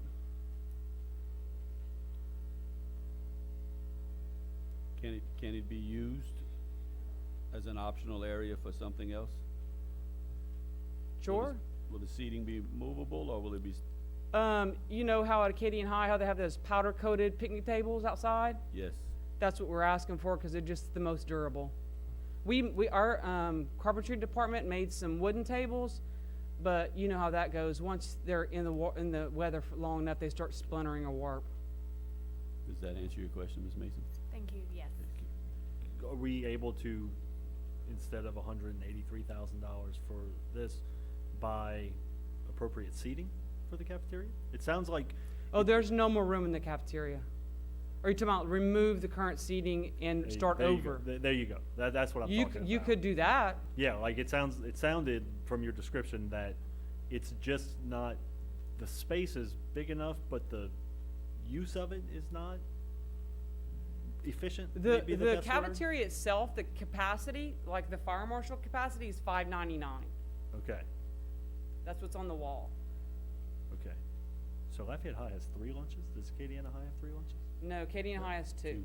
Two? Maybe they only have 2 this year. And I think Lafayette High's moved down to 2. Yeah. Acadiana's had 2 for 50 years.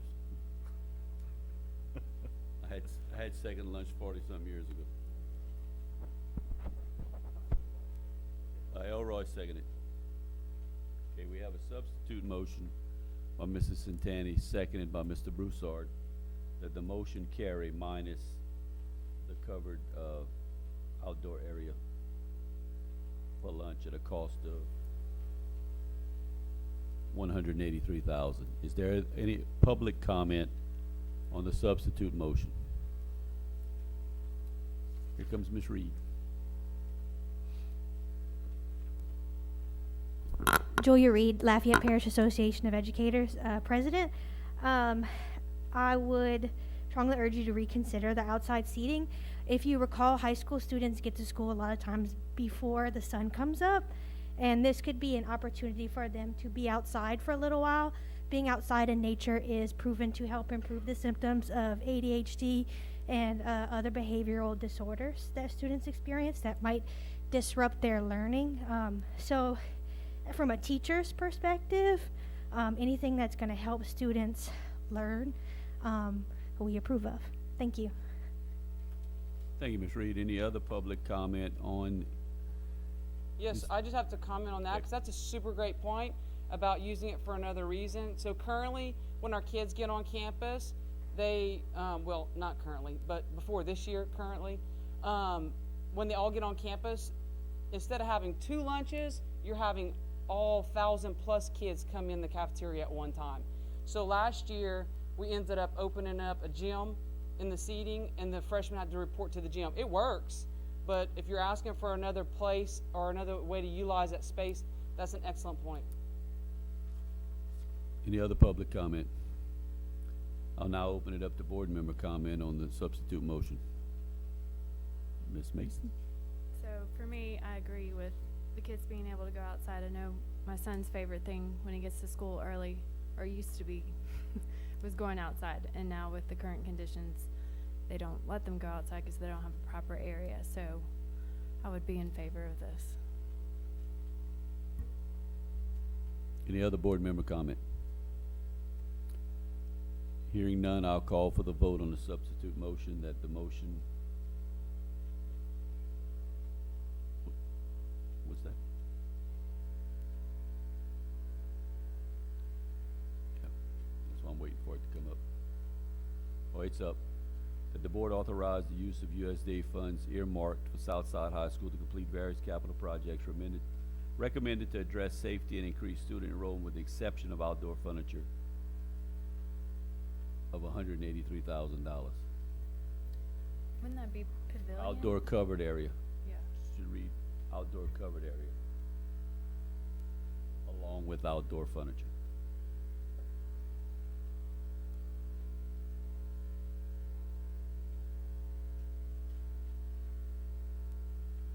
With the exception of, he wants to pass the agenda item minus. Right, but it says outdoor furniture, it doesn't say outdoor. Covered. We're not. We're not. Huh? No, he wants to pass the Chromebooks. It says the. No, it says exception. It says only outdoor furniture. This says outdoor Okay, furniture. okay, hold on, which is why Mr. Lachelet asked them to add outdoor covered area. Just copy and paste the first one. Please.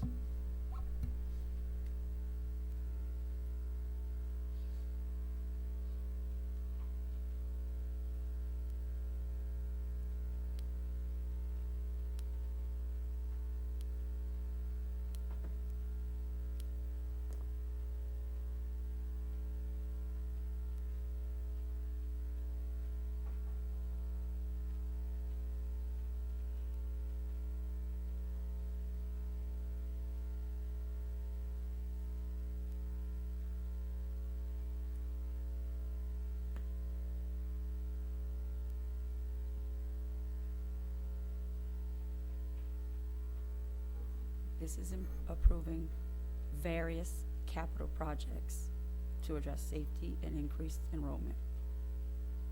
To be clear, I mean, you're making sure that it's not spent on a covered area, but you're not specifying what it is allowed to be spent on.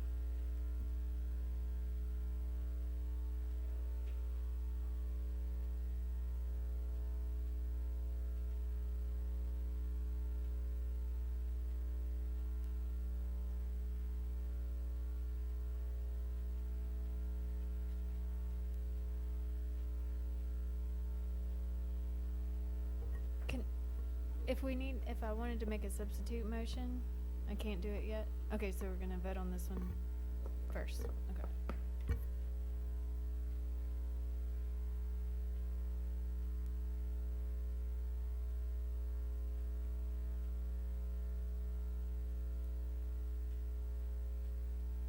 Has everyone voted?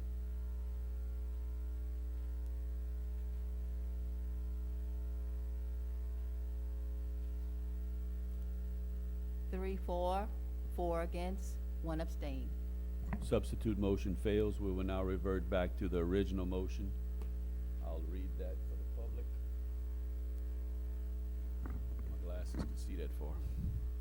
That the board authorize use of USDA funds earmarked for Southside High School to complete various capital projects recommended to address safety and increase student enrollment, and this does include every item under the public comment. I'll once again ask for public comment on this agenda item. You don't have to? Okay, well then I'll go ahead and call for the vote. Call for the vote.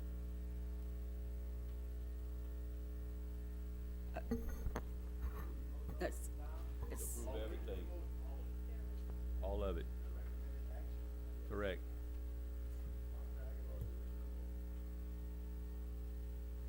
Is that up yet? It's not. Yeah.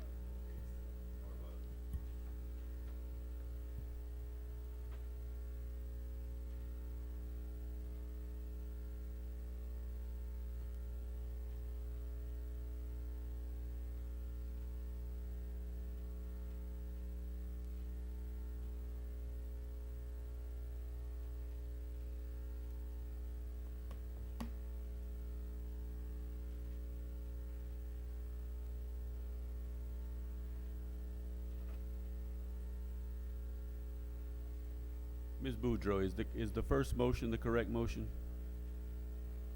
The one we're about to vote on right now, that Dr. Aguilar meant?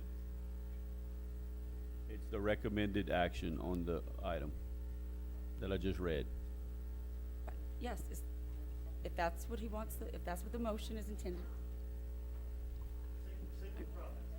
The motion, again, it's for various capital projects to address safety and increase student enrollment. Okay? The motion does not include the list. But the list is part of the public comment. Public comment is not the Content. motion. So we have to Public list. content is not the motion. So we have to list every single one in the motion? If that's what you want the motion to be, you need to read it. That's not, public content is not the motion. Okay, so, Mr. Lodgley, I'd like to revise So we need to my make a motion. substitute? Say, to include and ask them to list the bullets. If he wants that to be part of the motion. I want to include all of the bulleted items.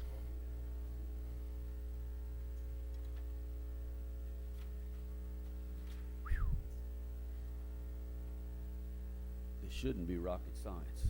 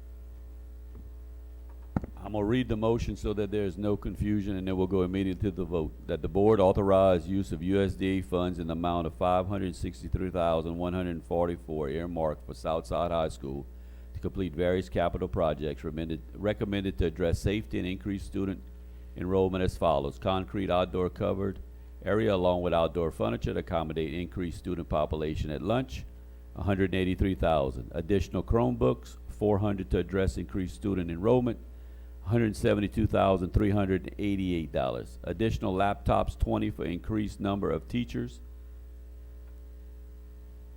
$19,780. Additional TI graphing calculators, 10 sets of 10 to address increased student enrollment, $65,640. Electrical panel box to replace temporary service powering irrigation system and include athletic fields, $74,000. A contingency will be left over of $48,336. The motion was by Dr. Aguilar, seconded by Tommy Angel. I call for the vote, Madam Secretary. So, Mr. Lodgley, I hate to be the fly in the ointment, but Okay. Mr. Guidry did say it was 20 graphing calculators. Is it 20 times 20 or 20 times 10? 20 times 10. 20 sets.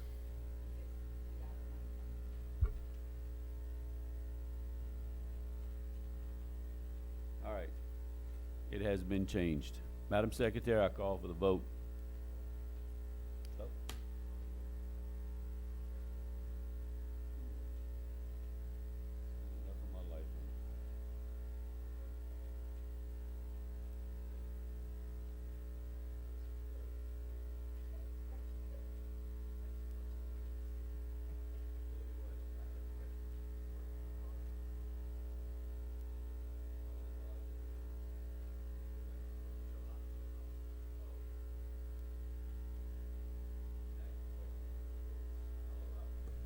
I'll allow that. Mr. Guidry, I appreciate it, Mr. Latchley. Mr. Guidry, can we just send the money back and not spend the money?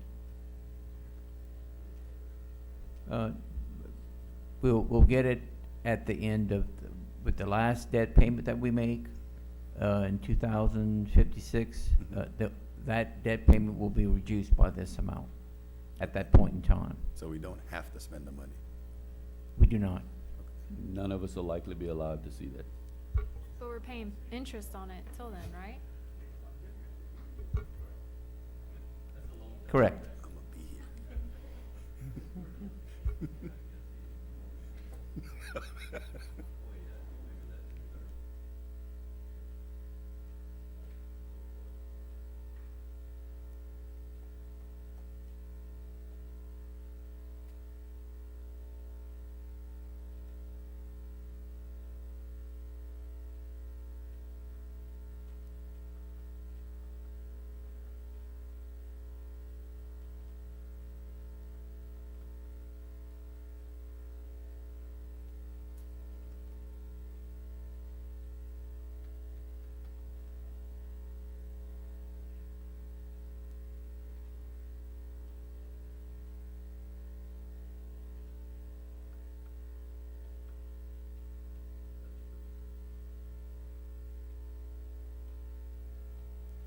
Five for, 3 against. Motion carries.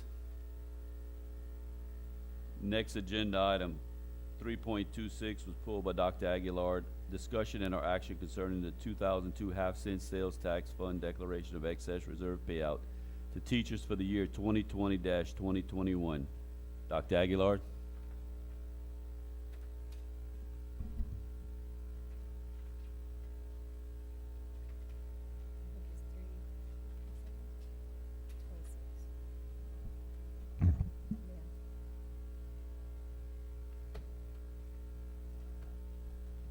Thank you. I don't have a motion at this time. I do want to ask the board, well, actually, I do have a motion. I move that we approve scenario 1 in the payout for the excess sales tax I'll to second. teachers.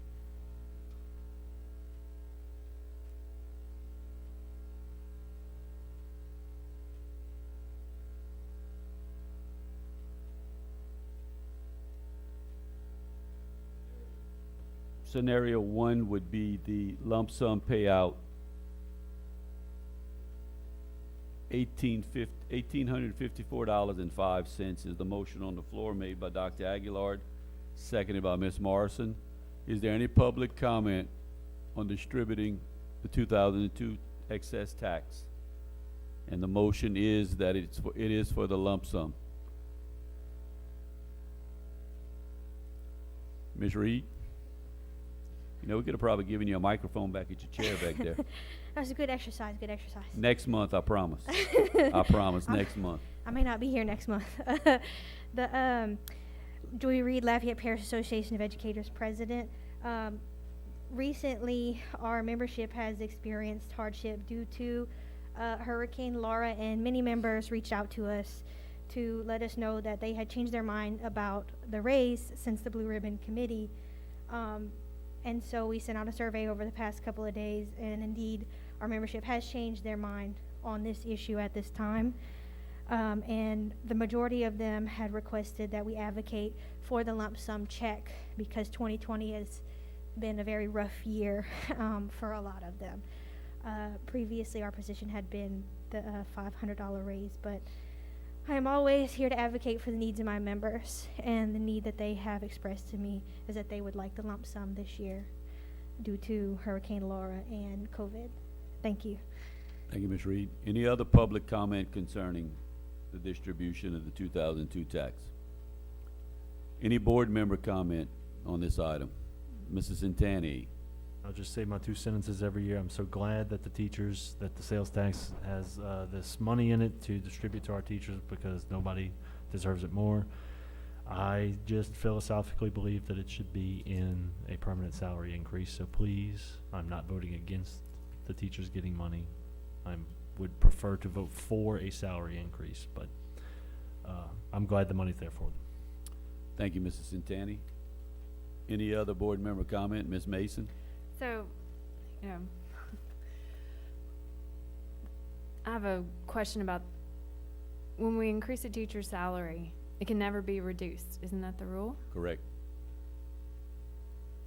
So if they got the increase this year and then they get the increase the next year and the next year, so it all, in 5 years, they'd all of a sudden be making at least $5,000 more a year, right? If it was 1,000. If it was 1,000, correct, yes. And But with- historically, it's been, Historically, we've done the lump sum, which increases their income but not their salary. so they don't necessarily get it the next year.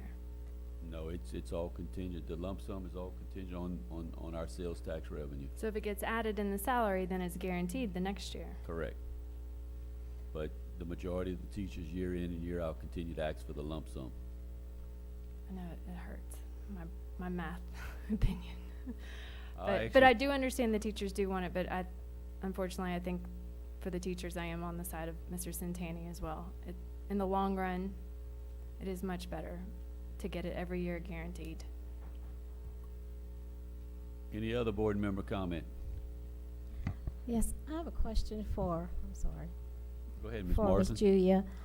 You said before Hurricane Laura and COVID, your teachers were in support of the raise instead of the lump sum, and just recently they decided that. Is that yeah. correct? Yeah, so back in April, when this was originally brought up, we sent out a survey, and almost 98% of the people who responded, we had about 400 people who responded, said they wanted a raise of some sort, one of the three options that was presented at that time.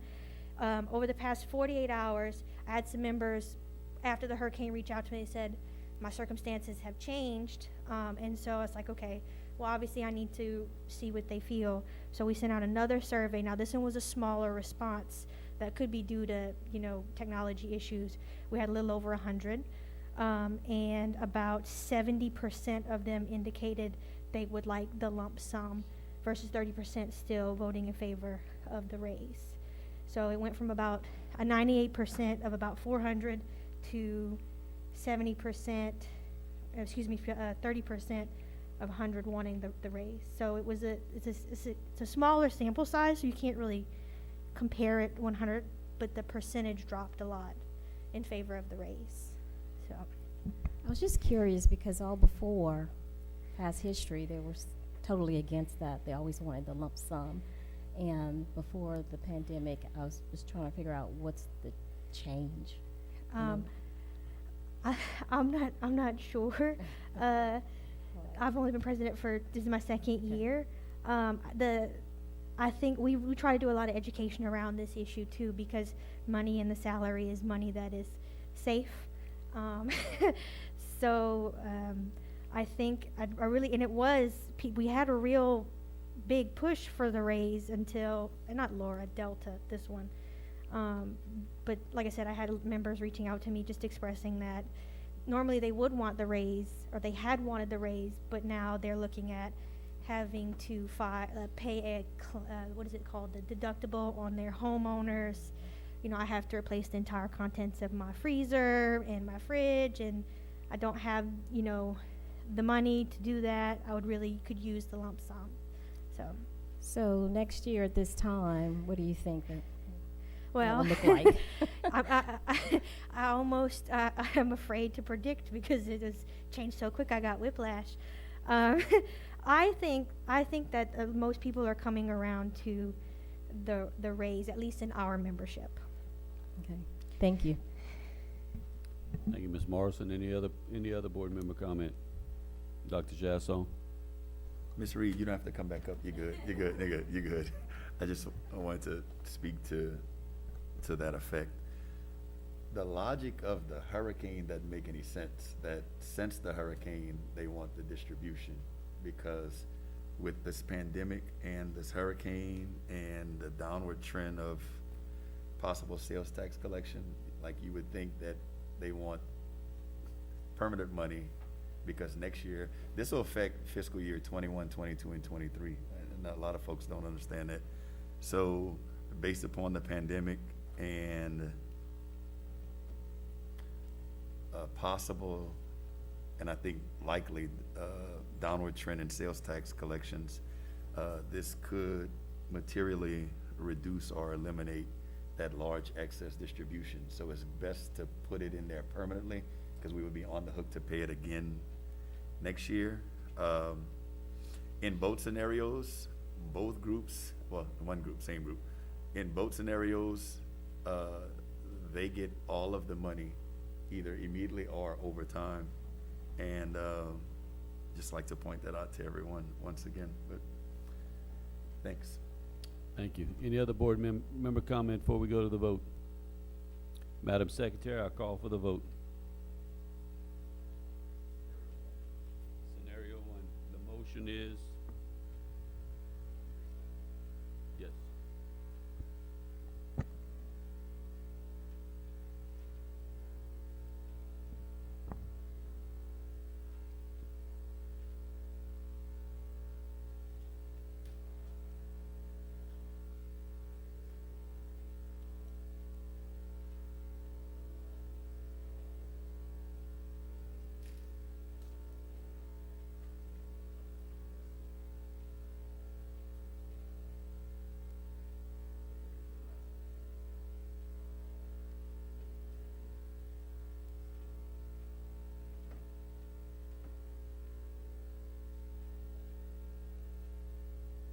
Motion carries. Teachers will get the excess in a lump sum. You got 3, Mrs. Santana. You're getting close. You're gonna get me next year. I'm telling you right now, I'm voting for the raise next year. I will not waver. I'm not wavering. I'm voting for the raise. I'm giving Miss Mangum her wish. I would have given it this year, but because of Hurricane Delta, I get it, but next year. Dr. Chasson, before the last item, you have something? Yes, sir. I'd like to make a motion to reconsider the motion to add the information item for the Lafayette High School gas leaks. We have a motion by Dr. Chasson and a second by Mrs. Santani to vote to add an agenda item, an information item concerning the gas leak situations at Lafayette High. Reconsidering. Madam Secretary, I'll call for the vote. This is to add an information item to the agenda. I was the only one on the prevailing side. I'll do a voice vote. All those in favor say yes? Yes. Yes. All those in favor? Not in favor. All those not in favor. What I said? You said all in favor, all in favor. All in favor, say Yes. yes. Yes. All those not in favor, say no. Motion carries. We will add the agenda item information. Wait, I gotta make a motion now. I'd like to make a motion to add the information item for the Lafayette High School gas leak. I'll second. Oh, that's right. I'm sorry. I'm Now a little this has to be confused. unanimous. Okay. We'll do a voice vote. All those in favor say yes. Yes. All those opposed say no. There you go. Motion carries.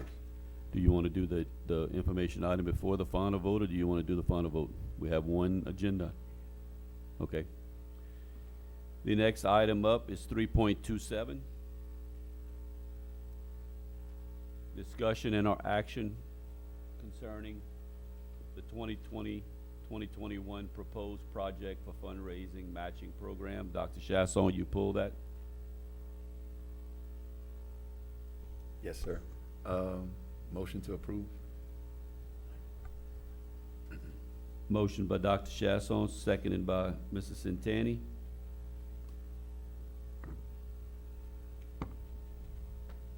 That the board approves the attached project as a matching fund grant program project and the related budget revision to the fiscal year 21 self-funded construction project to transfer the funds from the fundraising matching project single budget line item to separate line item to each matching fund projects that the board has approved. Board's approval is contingent on general counsel's approval of the related intergovernmental agreement.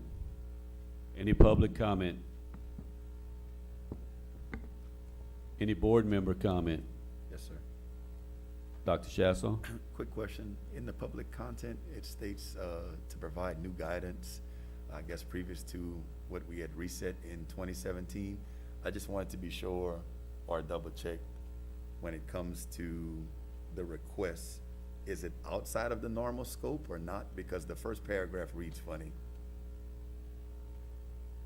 based upon the funds management file, JHB provides guidance to the new matching fund grant program. Like, it's within the scope, correct?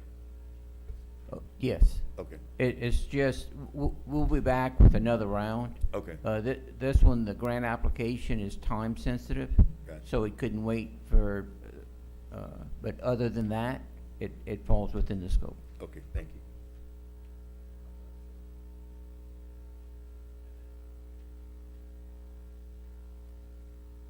You good, Dr. Chasson? Any other board member comment? Madam Secretary, I'll call for the vote.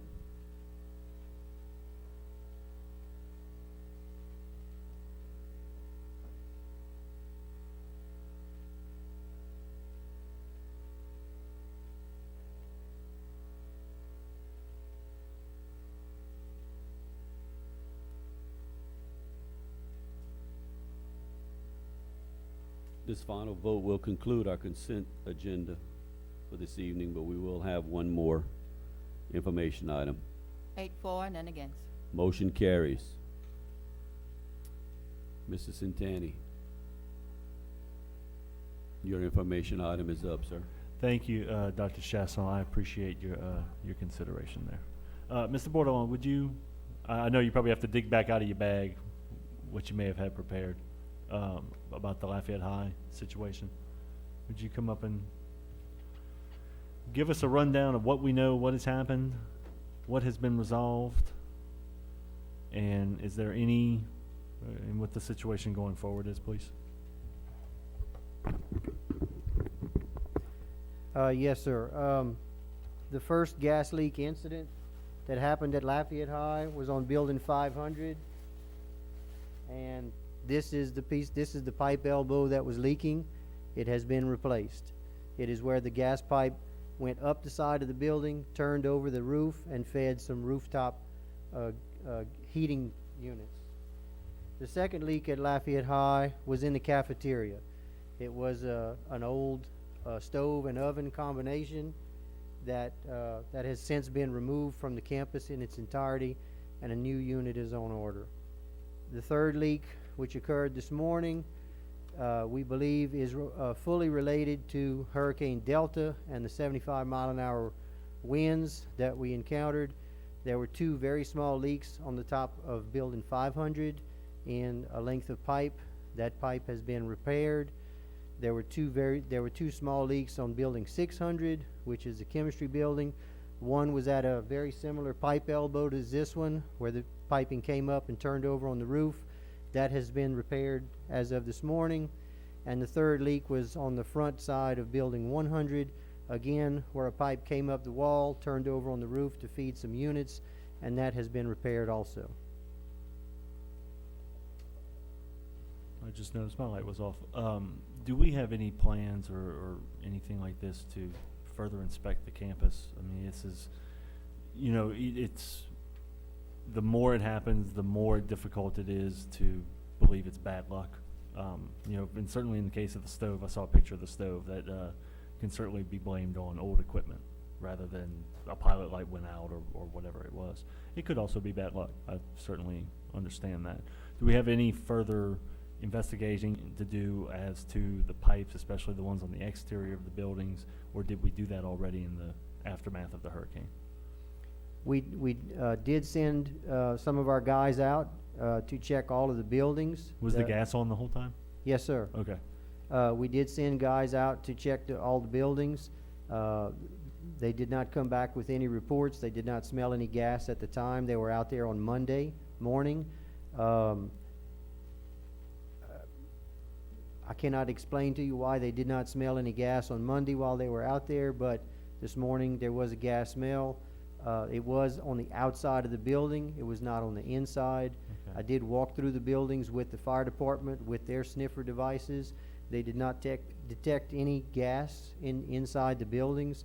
And after they gave the all clear, we got with the principal, the superintendent, and the students were allowed to come back inside the buildings. The gas piping is checked and inspected periodically. We have to follow Louisiana gas pipeline safety regulations. and we have documents in the maintenance department to follow those guidelines at all of our campuses that are on master meter systems. So yes, we do inspect those periodically. All right, well, I'm sure I'll speak for everyone here when I say, please don't let the children at Lafayette High lose any more instructional minutes than they have already this year. They are they getting tired of sitting in the football stadium at 8 o'clock in the morning, that's for sure. So thank you, Mr. Portlaw. Yes, sir. Mr. Angel. Yes, I want to make a comment, first of all. It's not unusual not to smell natural gas. Natural gas has absolutely no odor at all, in and of itself.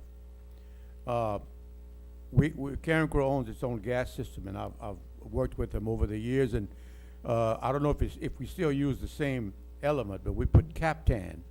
So what you think is natural gas smell is an ingredient called Captan, or used to be called Captan. That's what smells. So sometimes it doesn't mix like it should, and so you wouldn't smell it. But the question or the suggestion that I have is what we always did, both residential and commercial, and that is we put, and I don't remember how many pounds, but you can pressurize the entire gas system and let it sit under pressure for 2 hours or 3 hours or 2 hours, and then you'll know if there's a leak anywhere, and then you can go back and look. Just a suggestion. Is that it? And before we conclude our meeting, I just want to let the public know that we may have had some home football games, and we're going to have some this weekend where the new tracks that the board so graciously approved at Karen Crowe, Como, and Acadiana are being unveiled as they're almost all complete. I'd like to invite anyone and everyone, my fellow board members, to Acadiana High tomorrow at Bill Dodson Stadium, the new double-decker press box that you all voted unanimous to approve and add funds twice will be unveiled tomorrow evening as we face the Southside Sharks. So you're all welcome to attend. And the reason I mention this before the meeting ends is I think the public needs to be aware of what we're building, what we're doing, and how we're progressing in this parish, just as we advertise all the wings that are being built and opened up. We'd like the public to know that their tax dollars are being spent back in the community and at our schools. And thank you. And with that, the meeting is adjourned.